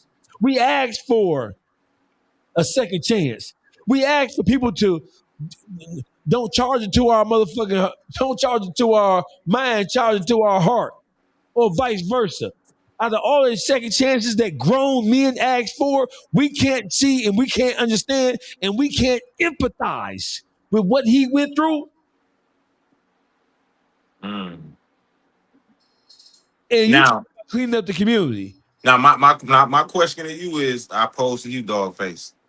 So, if we gonna hold Charleston White to pledges and promises he made, do that mean we make it retroactive? Because not just Charleston White's, a lot of niggas making promises and they ain't keeping, boss. It's a lot of niggas out here standing on shit that's saying what they gonna do and they don't do it, boss. Hey, so it's like, can we be fair with everybody? Fuck Charleston White as just. But I'm asking you, is this a retroactive thing we can try to do? I get the question. So listen, So let's make sure that we frame this correctly, because we need to. Let me move this microphone on my face. Let me make sure that we frame what you're asking me properly, and that we judge. And I want my response to be consummate with what is going on, and then I'm going to add what you're asking me. It is one thing for a person to make a pledge to somebody about something that is personally affecting them. It is one thing for me to say, "Hey, Too Real. Hey, Henny. Hey, Blessed One. We're gonna do. I see the potential in you guys, and I'm going to do everything in my power to, because I know people hating on y'all. So I'm gonna do X, Y, and Z. Right? It's one thing for me to make that pledge to you. Whether I do it or not, it is on me, and you'll judge me according to whether I do it or not. It's another thing before me to take to the public domain and for me to announce and pronounce my intentions to help somebody in something like this. The magnitude of what this whole case represents to Black people as a whole. Charleston White, by doing what he just did, he made himself a pariah. And that's what he wanted to do. He wanted to make himself. Now he was in the headlines 2 days ago when he announced it. Now he's in the headlines tonight and tomorrow. And white America is going to use the sound bites of what he's saying to further condemn and make us look like, and make that family look like that we're a bunch of heathen, monkey, money-hungry ass, chipping ass niggas. So the shit that he did publicly, you're gonna pull out, nigga, pull out. But when you holding press conferences on Instagram that you know the whole world's gonna see and bite down on. We should have known better not to trust that bitch ass nigga. It ain't if a nigga, bro, he just want money. He just want clout. Who wants more clout? You just say it. He announced to the whole world what his intentions are. He didn't get the support from Black people that he wished he would have got when he was running around going to them town hall meetings, telling the town hall it's Black people with diseases for the move y'all neighborhoods. Niggas missed that. That. He stood in that town hall meeting and that sound crazy. He put it on his Instagram like he was saying some hell of a shit. Did y'all hear what this monkey-fied ass nigga said? That's insane. I ain't gonna hold you. I think y'all may have missed this, what he said. Damn. Hey, you funny. Hey, Dawgface, I fuck with you. I got a lot of love for you. But you always told me, you said, nigga, if you gonna challenge, you gotta make sure you have some facts. I'm not challenging you though, but I want to ask you a question to go off what you just said. No, listen, bro, challenge me, goddammit. No, it ain't like that. I get it. I'm a man. I can say it, but I just want to make sure the rules is correctly, like, do it fit in the. I want to make sure the shit I'm saying is fitting in the parameter of what you said. I'm not mad at Charleston. So what I'm saying is this: when you said, if a nigga, like you said, you use me and Blessed One, like if I tell you niggas something, that's different than me going public with it. So I'm asking you with that same logic, are you saying it's okay to be unaccountable long as you do it in private? Here's what I'm saying. Because that's what it sounds like to me. No. Hey, listen. Like, okay, I can promise you niggas something in private, and if I don't do it, I ain't say that shit publicly, so we straight. I'm not saying. No, I'm saying. This is what I'm saying. If you know me, you would know this. I'm saying word is bond and bond is life. And I dropped a song called No Lie. And at the beginning of that song, I opened it up with a prayer when I said, I'll give my life before I fail my brothers. I said that. And let me hold on. Oh, you said you'll give your life before you fail your brothers? Because I ain't gonna lie, I hear what you're saying, but it's like, because basically I feel you. Like, nigga, don't say nothing public and don't stand on it. That's the worst place to say it. If you told two niggas like, hey, I'm gonna do this for you, and I don't say that, but you get on this internet and say in front of millions of motherfuckers, then okay, it makes sense. Hold on, watch this. I'm gonna show you how I feel. I'm gonna show you how I feel right here. Hold on. Here you go, right. You run it for me. Hold on. I'm gonna show you. Run it for me, baby. Run it for me, big dog. I'm gonna show you how I feel about. Hey man, make sure you turn that shit up too, nigga. Hold on. You want to hear it. Yeah, nigga, turn that shit up, man. I'm finna show you how I feel about my word. Okay. In the name of Allah, the beneficent, the merciful, I bear witness that there is no God save Allah, and that Muhammad is his messenger. I also bear witness that before I fail my brothers, I will give my own life. That's how I feel. So no, I'm not saying that it's okay to break your word in private, because your word is your word, and your word stands. Your word stands before you. Your word is your, like I say, your reputation precedes you. Yeah, for sure. Part of your reputation is your word. At the core of your reputation as a man is who you are, your self manifesto. So I'm not saying that it's okay to break your word in any setting. But what I'm saying is what Charleston White did was damaging. This nigga, it was damaging. Listen, if I break my word to you in private, right? Then it means what it means to you. But if other people knew about what it was that I was supposed to do for you or how I was supposed to help you, and if I make a public announcement that I'm not helping you for whatever reason, a public announcement when the whole world and everybody's looking at it, and I rescind my offer of help or aid and assistance, and I do it in such a publicly disrespectful manner. Bro, listen, when you correct your brother, you correct your brother in the strictness of privacy if it's your brother. He said he had a relationship with Karmelo's family from the onset of this situation. So he talks to them on the regular. This is what he said. I talk to them. I've been advising them. I've been praying with them. So this is not some fly-by-night situation. This is not some, like we say, innocuous person that he does not know. They're from Texas. He's from Texas.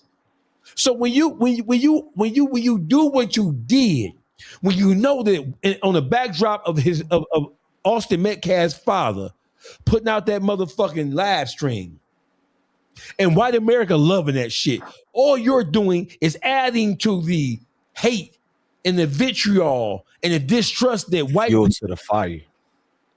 Because, bro, what he did was it was a betrayal. It was a betrayal.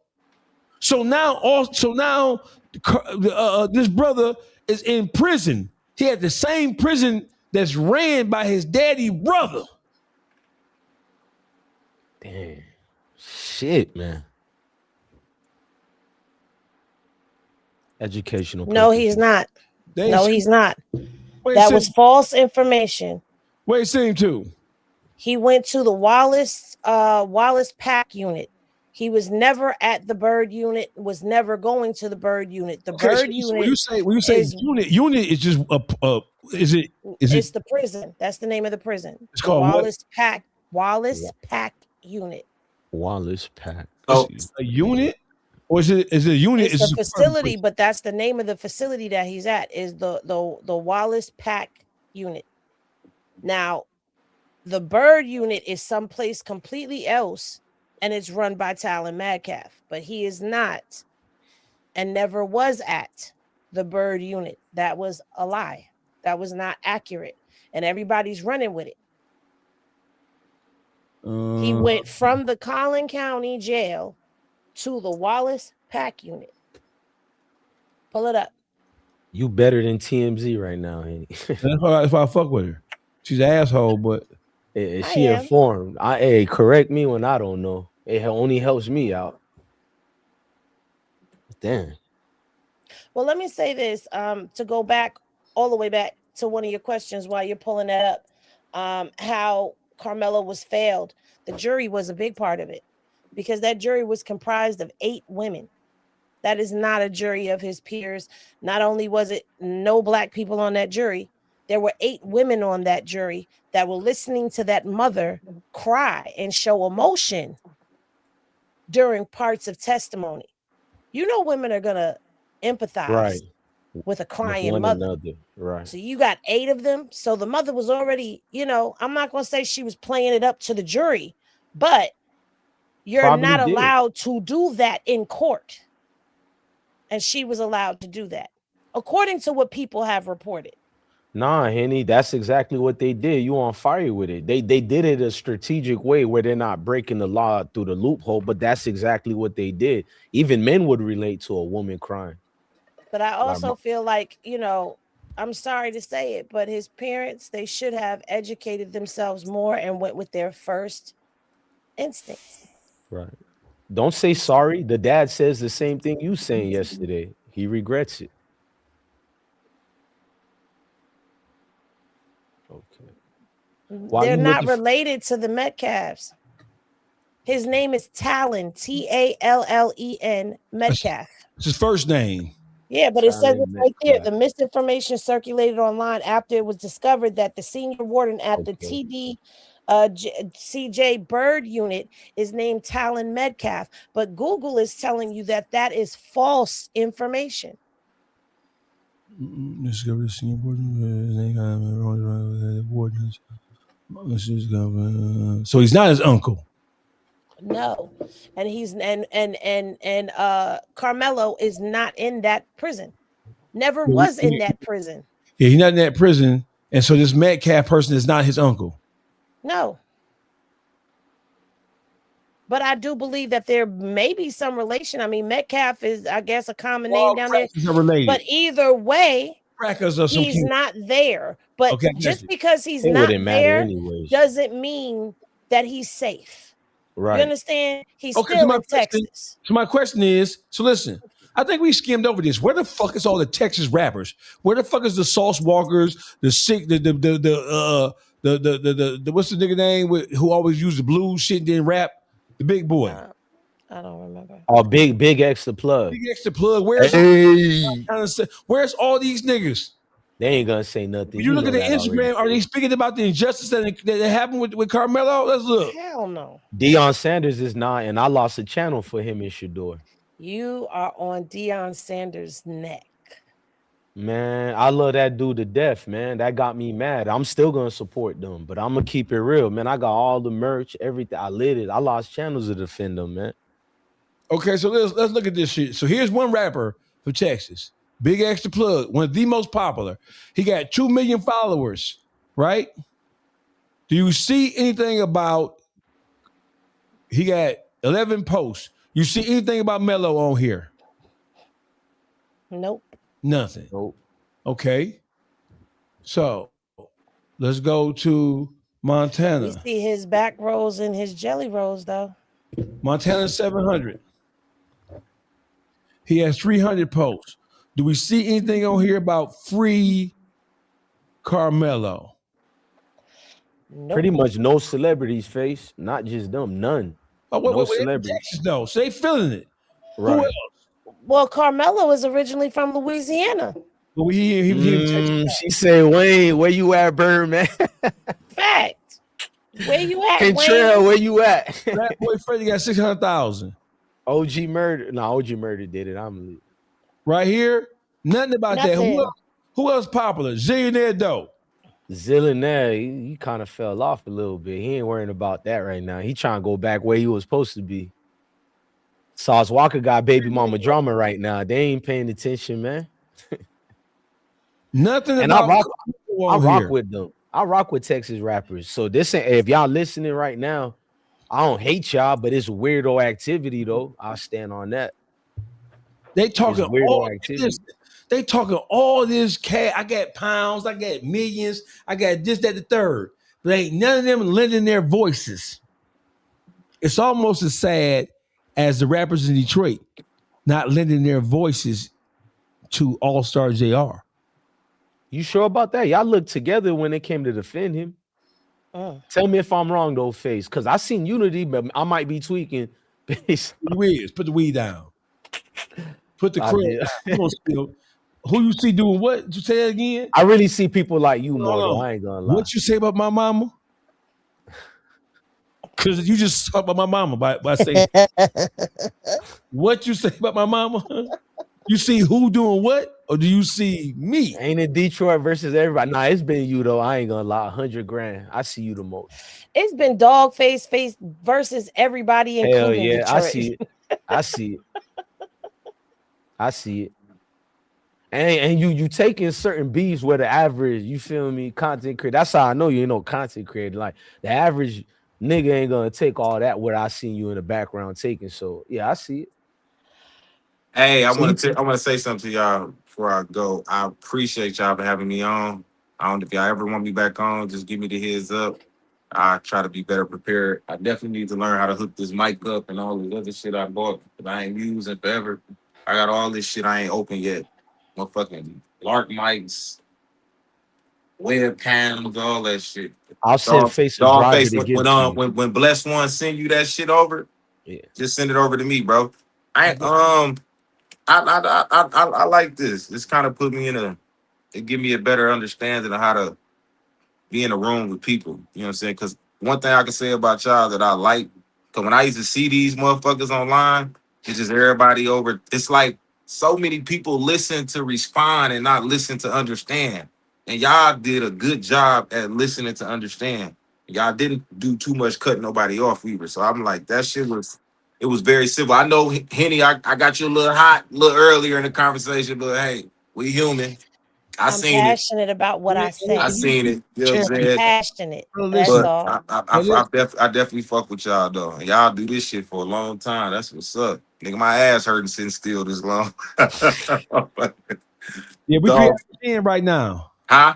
We 3 hours in right now. That's good though. That's good. And every time I check the YouTube, y'all holding the audience. So that's great, man. That's what's up. I like this.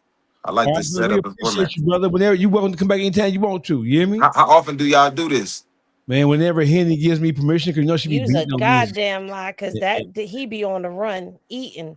So I it's whenever he free. So I'm starting. I'm going back out on tour. But even when I'm on tour, I have my equipment is mobile, so I take my equipment with me. So I'm saying at least once a week we get together and we have these discussions. And see, this was our first time, so the content was all over the place. Normally, it is more refined than this, but hey, it ain't about that. It's about getting the content out there, about introducing everybody to everybody's following. So it is what it is. I appreciate, and we all finna go. I'm hungry as some bit. All right, hey, face, hey, Too Real. If I ever see you and I'm in your area, we gotta link up. My twin, I'm a twin, Face. To let y'all know, I'm my identical twin. He don't got wigs, he got dreads. Just cause I know my face car, I can't do nothing fuck up or it'll go back to him. Right. So I gotta meet you in real life, Face, and I'm somewhere in Georgia. Let me know, and I'll link up with you. And Queen, I don't know, I like your spirit. I know God knows I got Sauce Walker baby mama drama. I ain't gonna lie. I love a black female who stand on her square. Like you kind of like put me in my not place, but I don't know. That's attractive because the women I deal with, maybe I don't want to say too much, but I ain't gonna. In fact, I'm gonna take face in y'all if I ain't gonna say. I shouldn't even bring that up. Now he's a hater anyway. He's a hater. Nah, because what we was talking about baby mamas earlier, I don't judge women like you like that. Here is you ain't had no rest, so therefore your whole judgment is off because you talking nuts. You're just mad. Hey, y'all don't be afraid to cuss a nigga like out, man. I talk too much, y'all. I apologize to cut all of y'all off. Y'all nice as hell, man. I'm like, look at these nice folks, bro. I've been cutting y'all off, man. Hey, listen, this content, it is what it is, man. This is real life, unfiltered. That girl, Henny, Too Real 414, and DJ Blessed. My name is Dawgface Calderon. Shout out to Skeech and shout out to my man Boogie. Y'all know what it is.